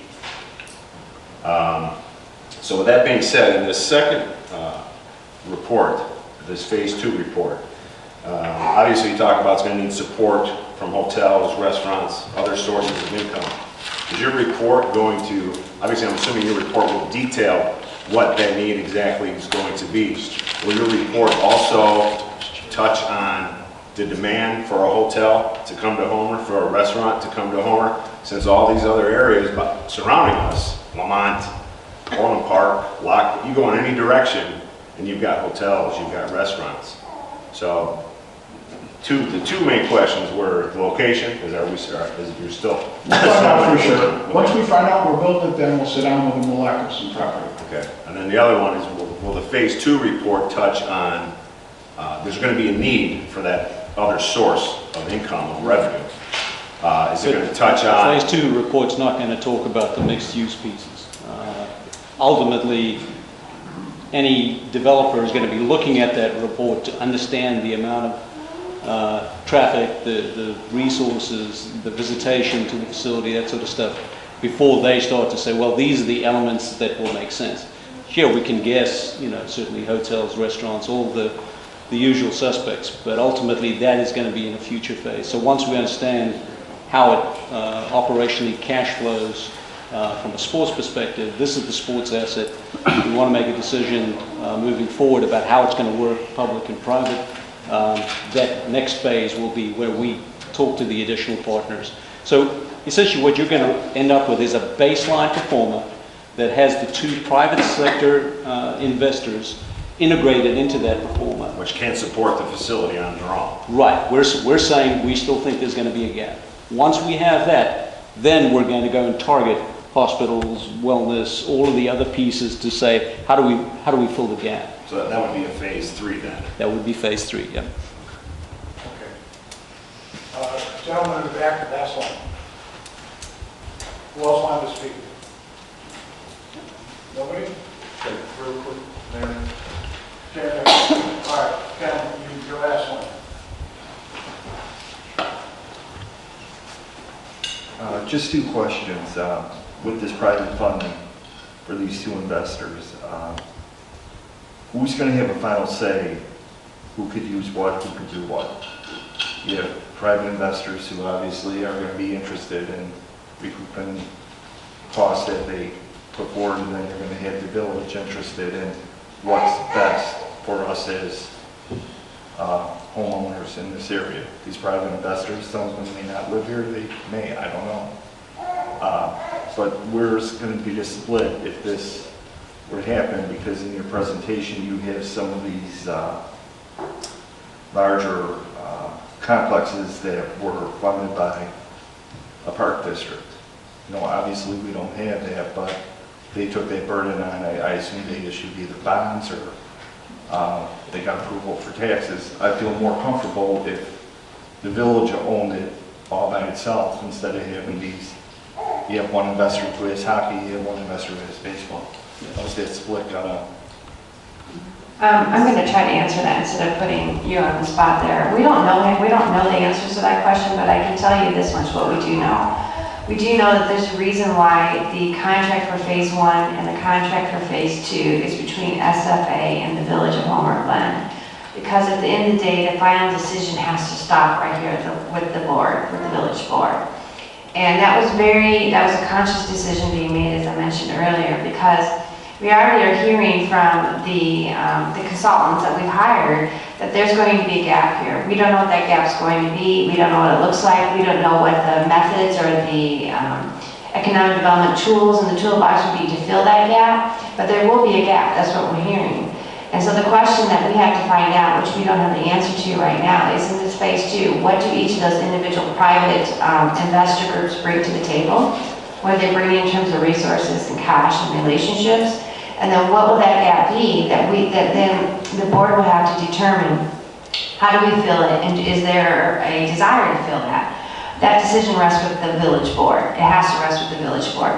What the ultimate relationship is going to be, or who's going to own it, if it's ever built, all those questions, those aren't important right now, because the biggest question we have to know right now is how does it operate and how does it get paid for? And that's why it's so important that our agreement is between the village, the Homer Glen, and SFA, because at the end of the day, they're accountable to that contract and accountable to the village board. That is in no way disrespectful to the two private investors at all. As the board members have indicated, we're thrilled that we have two private groups who have the desire and they have resources available that says, we want to partner with you. But we don't know what that looks like yet. We know there's a market, we know there's a robust market, but that's really, you know, and we know that somewhere that market can be filled, whether it's Homer Glen or somewhere else, we don't know that. But this next phase, we'll figure out what do they bring to the table, what do they want in exchange for that, and then what is the gap going to be that the village board has to determine how do we get it done if that's the desire of the village. Thank you. Thank you. Could you please call the roll? Trustee Gray? Aye. Trustee Rogers? Aye. Trustee Sweets? Trustee Bryan? Aye. Trustee Kazmino? Aye. I'm going to. You can- Yes. Okay. Is there a motion to approve ordinance number 19-054, ordinance granting a variance to permit hardy board cement board siding on the first floor of the dwelling in lieu of exterior construction standards requiring that stone or brick material cover 100% of the aggregate total of all first floor or story exterior, exclusively doors, windows, and associated trim, 75-67A, applicability and scope type of building or structure of Chapter 75. Buildings of the code of the Village of Homer Glen for certain real property located in the R2 single-family residential district at 15026 West 147th Street, Homer Glen, Illinois. So moved. Trustee Gray, Second. trustee Varian, discussion. Well, you know, when I think of party board, it feels like a product that's a sub-layer, as I've seen it before. And a variance is for a hardship. I don't see this as a hardship. Are you the homeowner? Homeowner and builder. Is this the home that's currently on that lot? It is. This is a far improvement of this. Yeah. I know, but all the examples that were there were based on houses that were built way before the village in our standard building code. Well, I just pulled a permit last week to put hardy board on my house, so I'm a little biased to it. I think it's a good product, but I do understand the need for a variance because, you know, we require brick going all the way down. But that being said, I always appreciate somebody that comes in and takes, no disrespect to the previous owners, but takes what looks to be a dilapidated property and puts a beautiful home on it and invests in Homer Glen and hopefully raise your family for a long time. I'm working on it. Any other questions? I agree. Okay. Gia, please call the roll. Trustee Gray? Aye. Trustee Rogers? Aye. Trustee Sweets? No, Trustee Bryan? Aye. Trustee Kazmino? Aye. Motion carries. Thank you. Number 3, is there a motion to approve ordinance number 19-056, an ordinance authorizing the installation of 6 traffic control devices, stop signs, at the intersection of Crystal Lake Drive and Rankin Drive, and Crystal Lake Drive and Crystal Lake Court in the Village of Homer Glen. So moved. Trustee Rogers, I'll second. trustee Sleece, discussion. Mayor, I would just say, probably second what John said. I mean, I just can't believe we're here 10 years later. I was on the public safety, and when I came on public safety 5 years ago, it was old news. You know, it had been discussed, and there had been studies, and there was, do we do this, and do we do that, and put out speed bumps and radars, and I you know, I live in that general area, so I make it, since I've been on public safety and been on the board, and just come to my attention, I make it my point to take that street whenever I can, because I'm curious as to what's going on. And this stop, I was there Friday, and I was behind a school bus, and it was a little frazzling. I think I might have been talking to Trustee Gray about it. It was a little frazzling, because there are no sidewalks, so the kids are getting off the bus, and you don't know if their kids are going to the left. And then there was some kids who were on the grass, and they were wrestling, and I'm like, are they gonna run across the street? Do they live across the street? So I was just kind of sitting there. So I do see areas like this that don't have sidewalks, and the stop signs there have definitely helped. And like I said, I've been driving it for 6 months, and it is a huge difference. What I did notice though, Joe, is when you leave this, if I go from Bruce and I take Crystal Street Drive or Crystal Lake Drive, and I leave this and I go into Hunt Club, nowhere in that street does it have a speed limit. Yeah. So it just seems to me like A speed limit or a stop sign? Speed limit sign. Should be, well, there in the street. Okay, there's not. So when you pull in, if I'm going from Crystal Trail to going down that way, you know, if I come from Bruce and I'm going to now try to get out to Haas Road, you know, I didn't see one. So that's saying something. And I've been driving it for like 3 weeks. I didn't see one. So if there is Look one, at that with the highway department, because that section of roadway too was a couple of years ago reduced down to 20 miles an hour. Correct. yeah. So I'll There isn't. I'll check with the highway department to make sure. Because that would also help coming in, because there's a lot of people who want to kind of cut through there and avoid the, you know, the scenic areas or whatever. So they'll cut through there, and they'll at least know once they get to Crystal, it's 20, but it's 20 where you just left too. And they don't know that because there's no signs there. So I really think it's something that public safety needs to look into. But, you know, it is sad that we're here 10 years later, we're still trying to like get these signs in. Joe, you'll call Mike tomorrow. I mean, I can't see going against public safety and saying, no, I don't want signs there. And John, I agree. In 2008, I was on the public safety, and we did look into it to put the signs there for you. But then we also had the state of Illinois come back and say, no, it doesn't meet the guidelines. So I mean, our hands are tied on a lot of things too. But we've gotten it done. I'm sorry it took so long, but since they put on, I see the same thing. The cars aren't racing down. So now they're permanent. Okay. Could you please take the roll call? Trustee Gray? Aye. Trustee Rogers? Aye. Trustee Swayze? Aye. Trustee Burden? Aye. Trustee Kazmino? Aye. Motion carries. Number 4. We're gonna miss you, John. It's been nice 5 years. Mayor, if I was going to vote no on that, I would have asked to have the entire traffic study read into the Thank you very much. Take care. Have a good evening. Is there a motion to adopt ordinance number 19-052, an ordinance amending Article I, registration of business of Chapter 83, the business operations adapted 5/18/2004 by ordinance number -4030, and now being amended to 11/26/19. So moved. Trustee Gray. Second. Trustee Kazmino. Discussion. Well, I did not make the admin and finance meeting that this was discussed, but I feel that a $20 bump for a business fee for a brick and mortar store is nothing. I mean, we haven't had a change in that $30 fee for the last 15 years. So that's what I would have recommended if I was at admin and finance.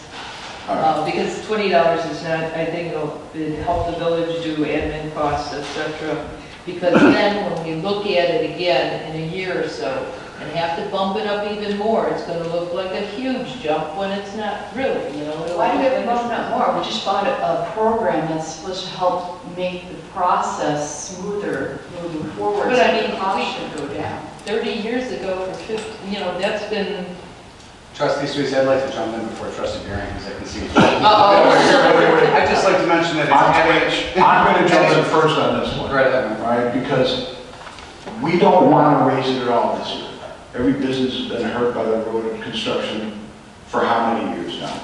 So to add something to their business license, you know what, Sharon, I don't care if it's $2. There's some people that honestly don't have it, and for, when I go into a business and he starts telling me that he's already eaten up his retirement fund because he had to pay bills because there's not enough going out his store, and then that for us to go in and say, well, here, you know, it's only $30, well, now we're only gonna make it 50. And I agree, if we were gonna put it up, I'd put it up more than that. But when you go to areas that are around us, they're right in the same ballpark that we are. And fortunately now, we have a software company that is giving us, it'll be a lot easier than what it was before. It prints out everything, it puts the addresses down, it's in an envelope, no one has to write anything, no one has to sign anything. It's all finished up. But for this year, I couldn't raise it for next year, because I thought that would just be a very big slap in the face for all the businesses at 159th, 151st, and 143rd, because a lot of them moved down to 143rd Street and made the traffic horrible there. So, don't mean to butt in front of you, but this one bothered me as soon as I heard it about you. I just wanted to explain what Trustee Bury, because like I said, I see it chomping at the bit, but at A&F, we decided that we thought it was a little premature to come to A&F because it had not gone to CED, which really should be our vanguard on anything business related. So our decision at A&F was that we think that it should be sent over to CED for discussion because that's really the place where something of this nature should start at. And we also did say at A&F that we wanted staff to come back to us and make the case. Tell us what the actual cost is to administer this program per license. We didn't think it was $100. We'd like to know what the actual cost is that goes into it. Now, if that cost comes back and it's $120 and we all say it's important, you know what, we want to supplement that as part of the village because that's an incentive to do business in the village, then we can always have that discussion. But that was why I wanted to jump in before Trustee Bury gets up. It did come to CED. We did have a lengthy discussion, and the consensus, the unanimous consensus in CED was yes. Step one would be yes. We think there's a need to move from a registration program to a licensure program, and if anybody needs more details on that, I'm sure Manager Freiland would be happy to do that. But we agree there's certainly, from a history, and in some ways I wish our former clerk was here, because I wish, realistically, I wish it was our former clerk that recommended this and brought this to us, because I think she firsthand saw some of the flaws in the system as currently constructed. And so step one for us was, do we need licensure versus registration? And the consensus was yes, with the caveat that by no means is this meant to be any more burdensome on businesses, right? We don't need 5 forms instead of a simpler form. This is just gives us some teeth in what was a registration system. So the consensus on that was yes, move to a licensure versus registration. On the actual dollar amount, which was step 2 of that conversation, the consensus was this is not meant to be make money off of businesses program. This is meant to be paid for the program. And none of us know as we sit here today how much that program actually costs us. And as we did it on paper, by hand, without the current computer system in previous years, even if we had some sort of general cost, I think those costs are going to change now that we have a more efficient computer system. And so what we said is, we'll keep it at $30, make it a licensure, keep it at $30, and go through 1 year of determining what is the real cost of this program for us to administer, and then have that discussion prior to the following year, that if it says, and we were specific about this, it wasn't just round numbers, it was, if this program costs us on average for the number of businesses we have in town, $42, then let's entertain $42 because that's what it costs us. If, and I'm not sure this is the case, but if it was $27 instead of $30, that may be the case too. But let's come up with again, back to the data. Let's come back with a real number that this costs us and base it off of that, not just pick round numbers because it's been at a number for, over a decade and pick a new number. Let's make it something that when we do it, if we do it, we can justify why. that was the discussion at CEB. That's the consensus and recommendation from CEB on this topic. Thank you. Any other comments? Gia, could you please call the roll? Trustee Gray? Aye. Trustee Rogers? Aye. Trustee Swayze? Aye. Trustee Burden? Aye. Trustee Tezmino? Aye. All right, motion carries. Next is workshop item, 2020 sponsorship program. Carrie, you've got this one, or Matt? Yeah, actually, I'll do a couple opening remarks, Mr. Mayor, and then I'm going to hand it off to my staff to walk you through. I can't take credit for this. It's been done by Sue and Amy and Matt. But one of the reasons why we started working on this was we don't have a comprehensive sponsorship program in place. We have been very good at getting sponsorships for our different programs, particularly Homer Fest is a good example. But one of the things that we wanted to make sure is that we had a comprehensive program that we could roll out for 2020, recognizing this would be our first year of the program, recognizing we're going to learn a lot. There might be things that have to be changed. There might be things that nuances that have to be done. But it's a good start to roll out because it also addresses some of the concerns we've heard from the business community about how many times we may go back and ask for sponsorships for various things, whether it's actual monetary or in-kind services. We also want to have a program that we can promote and market on our website and with all of our businesses to say, hey, here's an opportunity not only for you to contribute back to the community, but also to leverage our resources and our reach for the betterment of their own businesses as well. And instill community pride in the different special events that we hold and we will continue to hold, and maybe in the future years expand those as well. So that's kind of just the overview of this 2020 proposed sponsorship as it sits now. You guys have seen previous drafts. We made some changes since the last round that we provided to the entire board. There's a couple different types of marketing for this program we're doing, both on the website, brochures, folders. So there's a lot of different ways we can market the sponsorship program based on the needs of our local businesses. But having said that, I'm going to hand it over to Sue. I think it's going first. We have a couple slides here, shouldn't take too much time. And then there's some policy questions that we need to have some additional direction on as well. Okay, just to recap why we have a sponsorship program. And as a community relations coordinator, I often get calls from businesses that are seeking ways to be involved in the community. They want to be a part of the events, and a sponsorship program is one way to give that business an opportunity. Also, our events, we do very well, I think, with our events on the little money that we spend. And we don't have tax revenue, and we look for ways to fund those events, and sponsorships are one way to assist us in funding the events. And the sponsorship program would also provide clear expectations and consistency for somebody who's looking at supporting an event. We looked at, what the exposure is for the business, and we want them to get the same treatment from one event to the next. And we also want to treat each business equally, so that when the business isn't spending more and getting more, that they're getting equal product for their dollars. And also to reduce the number of times businesses are approached. This past year we had an event scheduled for April. We had the Fest in June, Chalk It Up in August, and Trunk or Treat in October, Veterans Day in November, and now we have Homer for the holidays in December. And if we wanted to get sponsorship for those events without a consistent program, we're going to businesses almost every month, do you want to support this, do you want to support this? By having a program set up at the beginning of the year, we can say, look, this is what we've got, and you can choose which event you want to sponsor, and also you can plan your dollars to sponsor these events. Thank you, sir. So I just wanted to also mention the past history of sponsorship. The village has received sponsorships from the first year anniversary. I was looking at some records, and we had a sponsor that planted trees. And so we've had sponsorship all the way through from Earth Day, Arbor Day to the Fest to now Movie Under the Stars as the most recent one.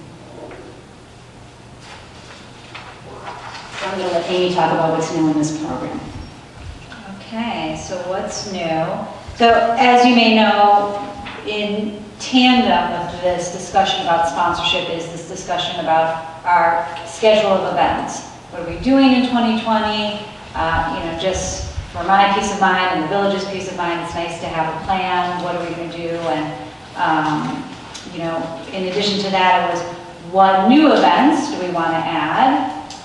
Is there a need? Is there an ask for new events? So we did a survey. And then we put out to the community to gather ideas. And, as you'll read, 89% of respondents believe that special events are important. And the two top events that were asked is farmers market and a summer concert series. So over 80% in favor of both of those events. So we have added into this sponsorship packet a farmers market. The additional proposed event was a bike homer event, which was put out to the village to showcase the trail system. By no means are we saying this has to be done. These are in the early planning stages. We're looking for feedback from the board. But we'd like to mention that these are things that we're being asked to provide for the community. What else is new? So the program in general is new. The way that we've set it up, we modeled it after many other programs that are already out there in other communities. So I looked at a number of different programs, Frankfurt, Lennox, Lamont, Romeoville, Naperville, so these are communities nearby, and modeled our program after theirs. Many of them had a matrix for each event that showed what the price levels were and then what the benefit was for each price level. And then some additional things that we've added to the program. Logo placement on bags. We already do a bag for Chalk It Up. In the past, we've just used leftover bags from the Homer Parade.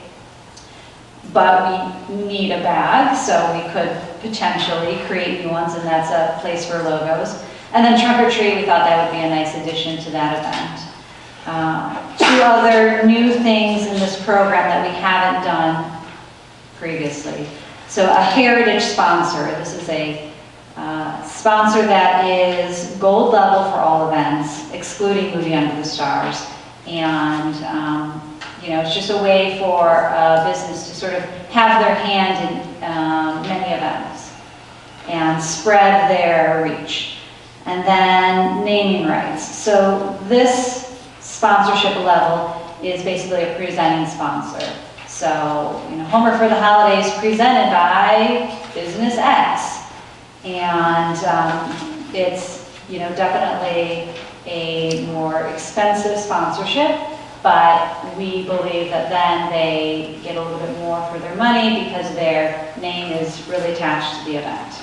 And that does not include Homerfest because we just felt like there was no way to make that available to that big event. On the next slide, you'll see this is just a sample of what that program page looks like in the packet. There's the name, the proposed date, our estimated attendance, which we're using from our just past data, a short summary, and then the matrix. And I did provide for everyone the updated program packet on your chairs. So there have been a number of comments over the past couple of days that I've incorporated into that packet. And then Sue and Matt and I sat down the other day to just kind of really deep dive and look once again at the numbers. Do they all make sense? Do we feel like we're being fair? Is this something that we could actually get from our businesses? Is it a benefit that they would really want to have? So we kind of looked over that and just sort of tidied everything up for you. All right, and then the next slide, it's talking about what Carrie mentioned previously about how we're marketing this program. So we have, Matt, did you include the brochure? Yes, the brochure is the trifold that should be up to date. Right, so the idea of that is that it's going out with all the business registrations. It doesn't really have a lot of concrete information in it. It's really just a flyer that says, hey, we have a sponsorship program, talk to us. And then they would receive this packet if they're interested and request it. But in addition to that, this packet can be made available digitally. So we'll put it up on our website so anybody can view it at any time. And then the idea is also to send out email notifications to all of the businesses saying we have this program, here's the link, and they can access it that way. And then the next step, in addition to just talking about this program, and if you have any changes or comments to it, is to put together a sponsorship policy. Now, let's talk about that. Yes, so currently we have a sponsorship policy, and it's very brief. It's basically saying that we won't accept sponsorship for anyone we're in litigation with. What we'd like to see is some feedback from the board and improve upon that policy so that we can have some guidance. And here's a list of questions that we have. So like, shall the village reserve the right to not accept sponsorships for appropriateness? So we just put something in there and saying we have the right to review and refuse a sponsorship. And then the next question would be, should the village offer right of refusal to the naming sponsor for a following year's event? So if you were the sponsor, the main sponsor of an event this year, if we were to have the same event next year, we go to you first before that event is opened up to any other business. And then another question would be, does the board want to allow political campaigns to sponsor events?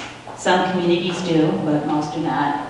Or the same thing could be said about an individual resident just using their name to sponsor. They're not running for a campaign or a position yet, but they may choose to sponsor a couple years in advance, so would we limit that?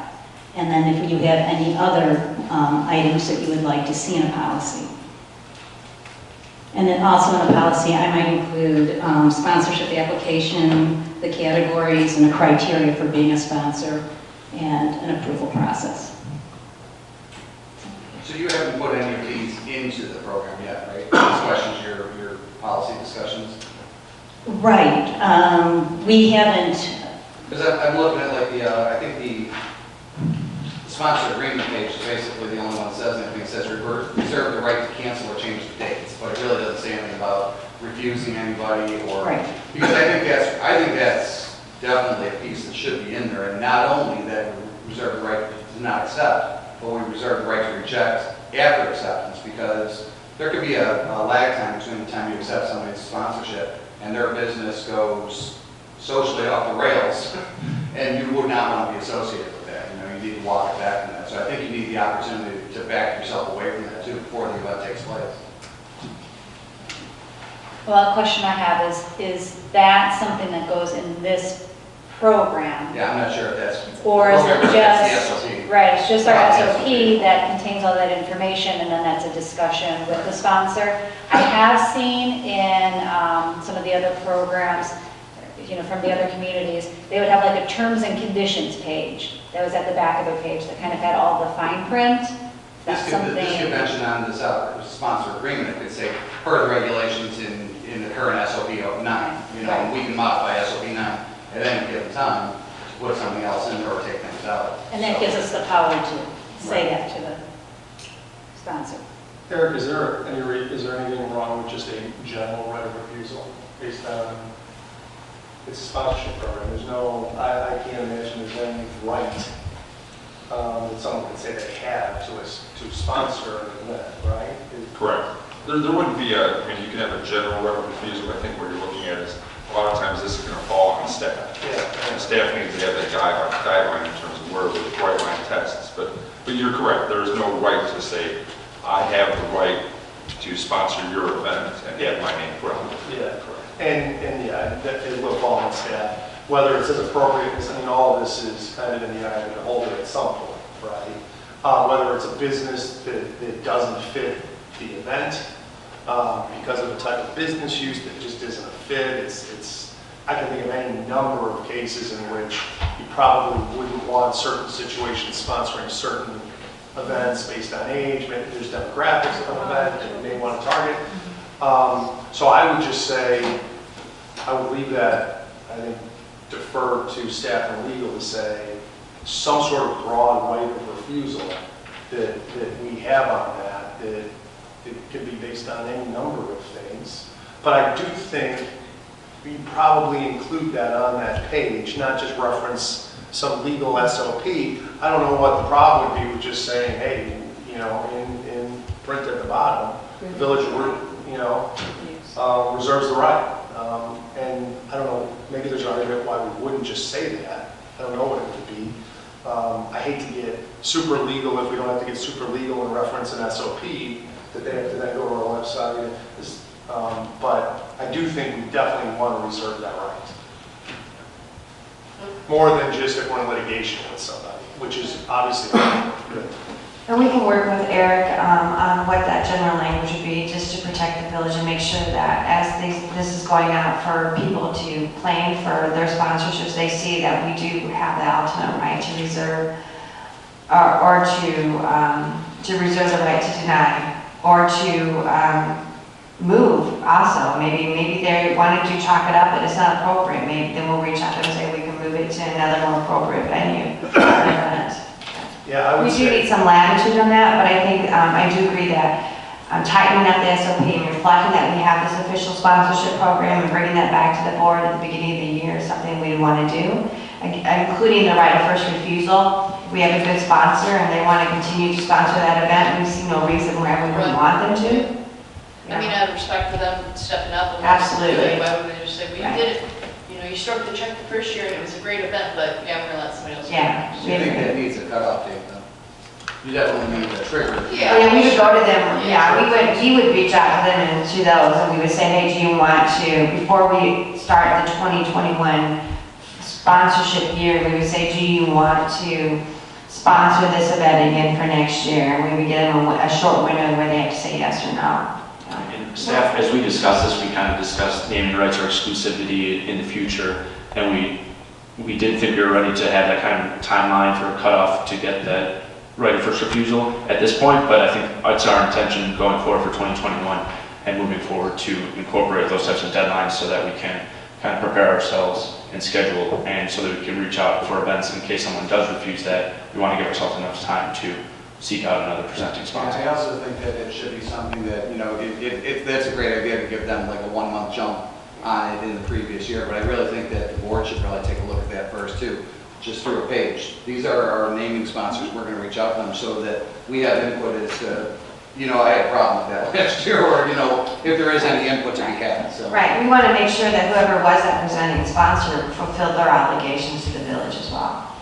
You know, relative to the political things, you know, we've talked about with a couple of the trustees, and that's a tough one because, I mean, I only speak for myself, but whenever anybody comes to me in the village and is looking for donations, or whether it's my hike or, you know, whoever, it's like I feel like it's part of my, you know, duty, I guess, for lack of a better word, to do that because, you know, I do draw a salary, and I don't mind supporting them, and I don't mind being a supporter of anything that's in the village. And I think you'd be turning your back on a lot of money, because, you know, we've had some excellent senators and representatives in our state and our town, and, you know, for us to say, well, you know, we don't want you to be a part of these events, we don't want your name out here, you know, that's a tough pill to swallow. But then you do have, you know, some candidates where you're like, that's a tough one. Wouldn't it be just easier just to say no? You know, no, I think it's easy because then you're turning your back on a lot of money. Well, maybe we can clarify this, because I don't know. This says political campaigns, right? And that's different than elected officials. Well, that have to be worked out. In this question, are we assuming elected officials are okay, but candidate campaigns are not, or anybody in office, running for office, any type of thing like that? Because I do think there could be a distinction there too. And that's what we want guidance from you for, because are we going to limit it to just campaigns or candidates, and then what about the person that's just got their name out there? I think I was fine with elected officials, but the political campaign things, I've seen that go sideways. I think, to clarify, the intent of that question isn't to separate those two. I think this was just to kind of bring this whole topic forward. Right. That's why I said elected officials. Right, no, that makes perfect sense, because basically the electorate is doing our vetting. Exactly. You know? Yeah, exactly. Anybody can be a candidate, right? An office holder has passed some sort of litmus test or standard with voters. So I think that is a good distinction to make. It helps clean that up a little bit. At the same time, I think a general point on the whole program would be going to this eyes wide open. That no matter what we do, no matter how we word that, reserve the right to refuse, no matter if we include elected officials, not include, no matter what we do on this, if we're going to enter into this sort of sponsorship program, there's going to be, at some time, it may not be year 1, it may not be year 5, there's going to be at some point a very uncomfortable decision to be made, again, whether not that any elected officials are political, could, or a business, or because we reserve the right doesn't mean that somebody doesn't take that. And there is if we're going to go down this road, just know there's going to be bumps in this road.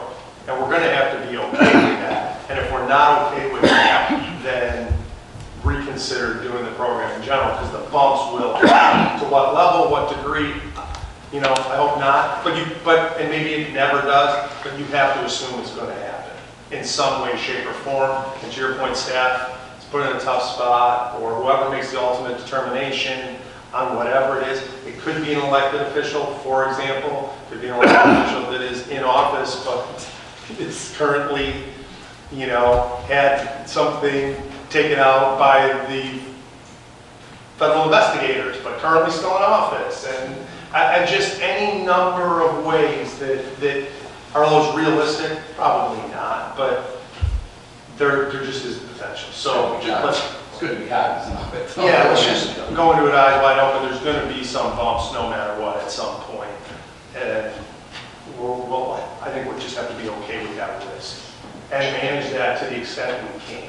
I think we need to approach it like we've approached a lot of the things that we've been doing here. It's like we need to kind of dip our toe in the water here, you know, not just go off the diving board.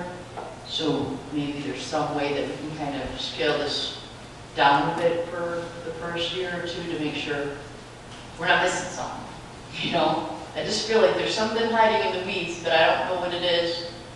And it might be a bunny rabbit, but it might be a grizzly bear. I appreciate that, but I think that, you know, Amy made a great point. She's researched a lot of our peer communities and our surrounding communities, and I have too, and a lot of them are very similar. And to your point, they don't have a lot of language on there giving them cover, you know, and so I think we're really being prudent right now, saying let's get some language in there to really make sure that we are, you know, trying to kind of think this through.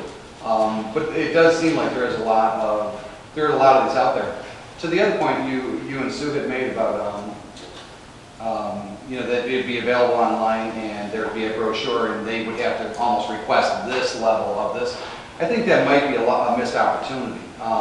I think this is a really nice presentation, you know, and it really gives somebody a lot of energy to get involved and do something. And it also gives businesses an opportunity, you know, especially in the fall when they're planning maybe their next year's budget, to say, hey, wow, this looks great. I could do, you know, I always gave $1,000 to Homer Fest. But boy, this is really germane to my business. You know, I'm a bike shop. I'm going to do Bike for Glen, you know. And maybe I can even do that chalk thing too, because kids ride bikes, and, you know. So maybe I can split up my donation dollars and I can get 2.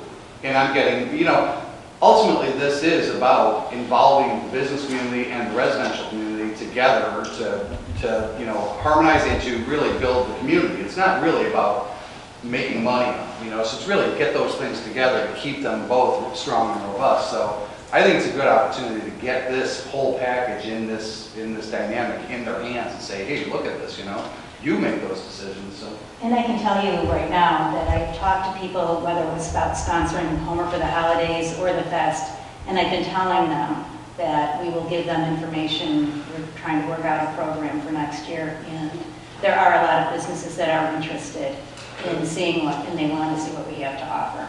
So that's what I'm looking for, is guidance on, can I go ahead and proceed? Where do I go next?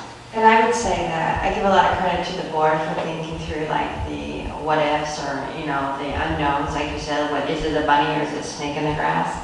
But hopefully it's the bunny. But I can say based on my experience doing this, and I did it in the community right next door, and I can tell you that there's always going to be a few little bumps. Some of the sponsorships, people sometimes get their nose bent out of shape because someone got, is doing a larger donation than another one.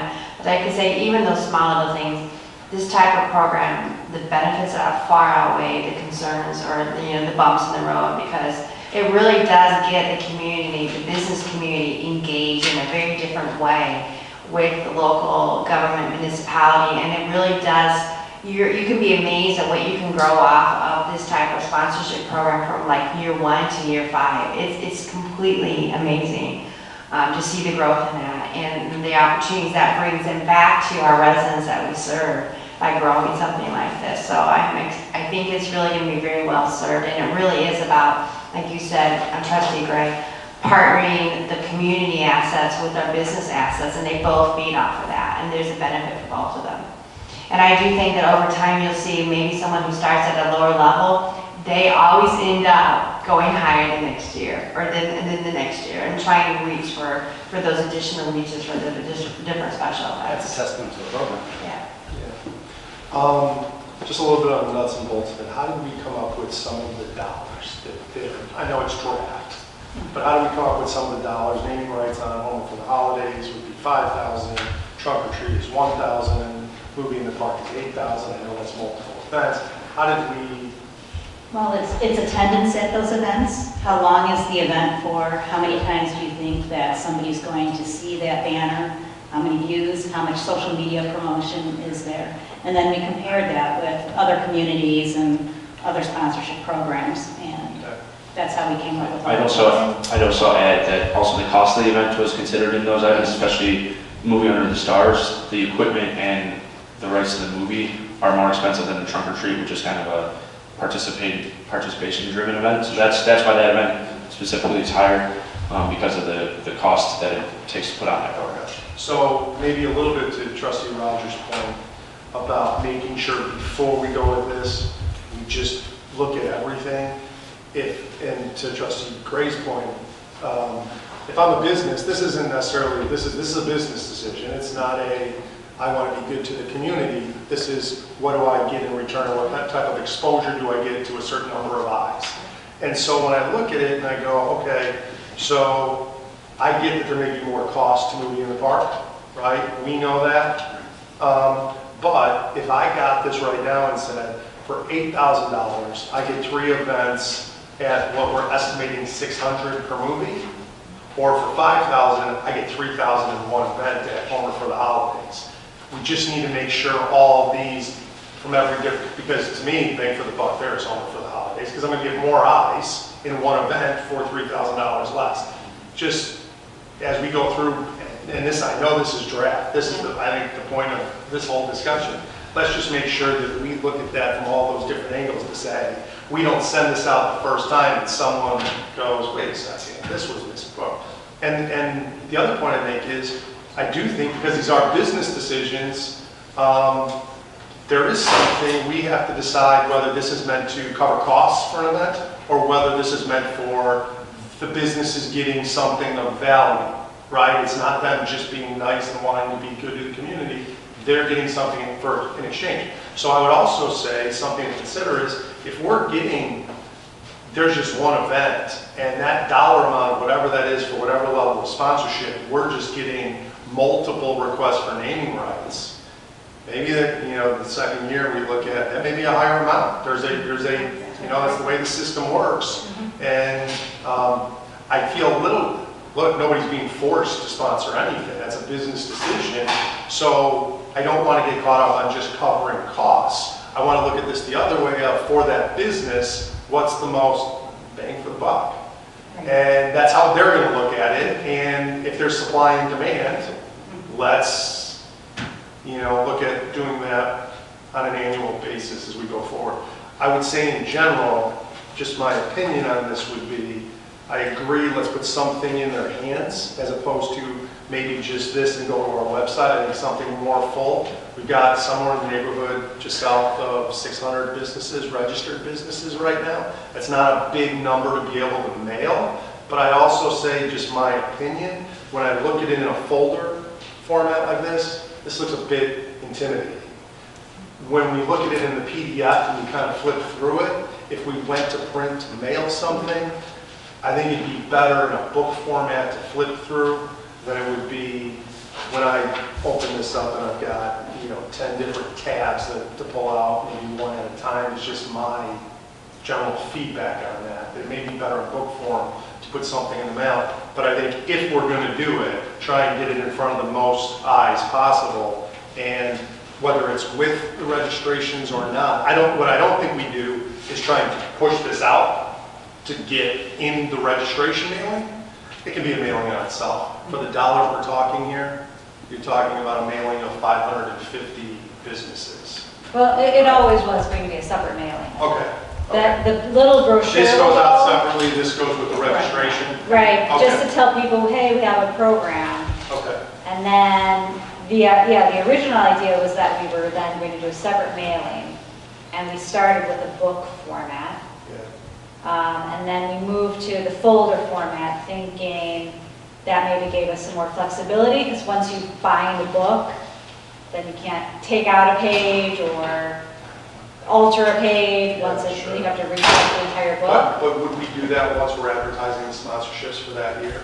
It'd be hard to change it once it's out. Yeah, we were thinking actually we might, just because we already know we have someone who's very interested in the movie series. And so as some of those naming rights and exclusivities get taken, we thought it would be an interesting concept to say, okay, this one's sold out, and put on that page, sold out. And it also generates excitement about the special events program as well, because there's a demand out there for these type of things. And so we were thinking that the folder and having the individual sheets, we would probably update them as some of those things get sold out over the year, over the sponsorship year, to say, hey, and that could just add to more of the overall success of the program. Yeah, I would honestly defer to staff on what formats it's in. We want it to be as easy as possible for our businesses to understand. Yeah, and this is a lot, I think, to get through. Is there going to be a way, if I went online, business owner that goes online, to not have to do this on paper and mail it in? Can I fill out that form and do it on our website as opposed to hard copy? We can make that possible.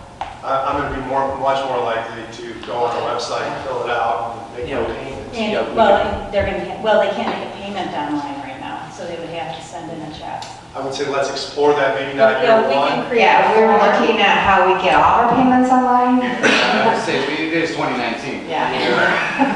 Well, it's just going to increase your rate of, lower down, the naming rights sponsor, write a check. But if I'm a $125 sponsor, I want to be able to go, spur of the moment, yes, this sounds good, online, fill it out, send my money. And we do have businesses that just like to use their corporate credit card to pay for their sponsorship.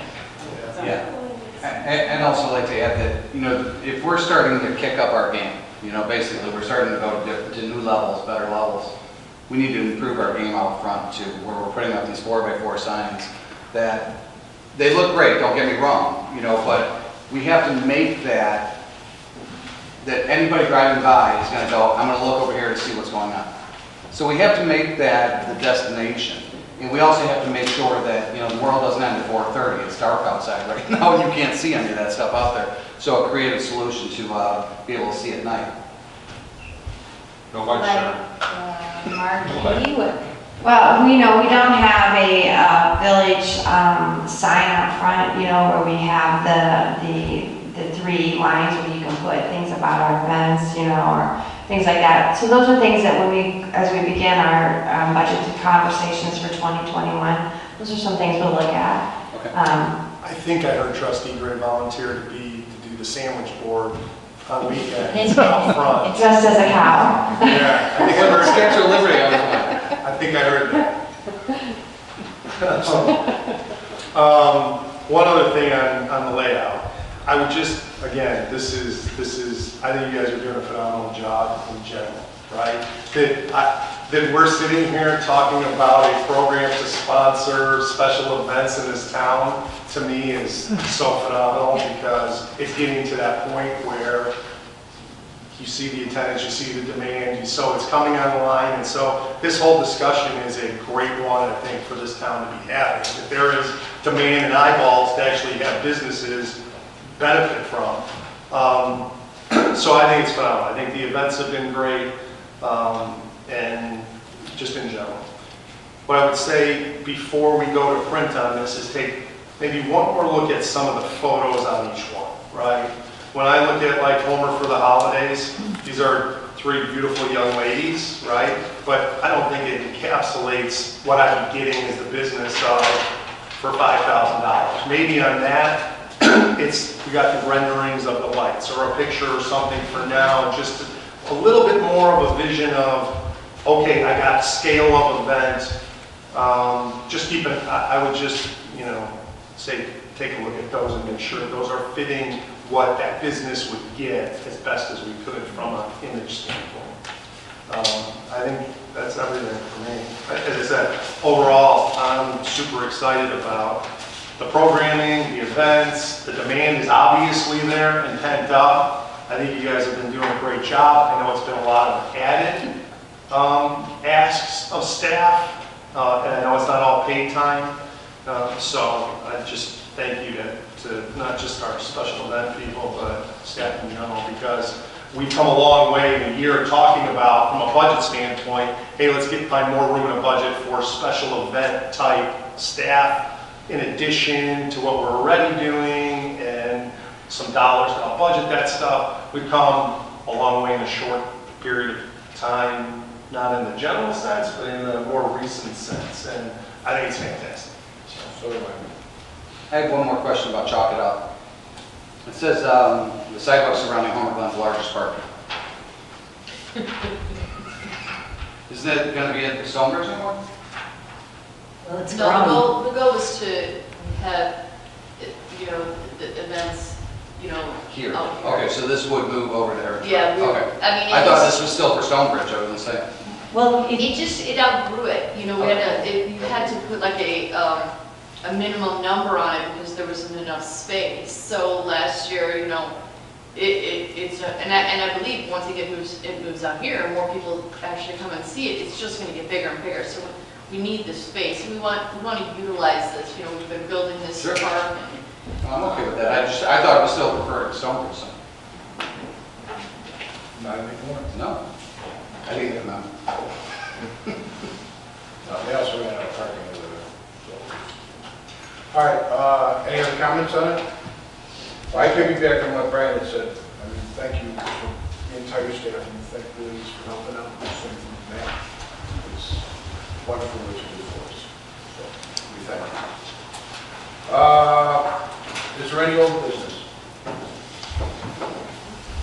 The only thing we had under new business, Christine just has a 6-month report to the mayor and board of trustees, and we will be doing that December 11th. I need a motion to adjourn. We're not going into executive, right? I so move. I said. All in favor? Aye. All opposed?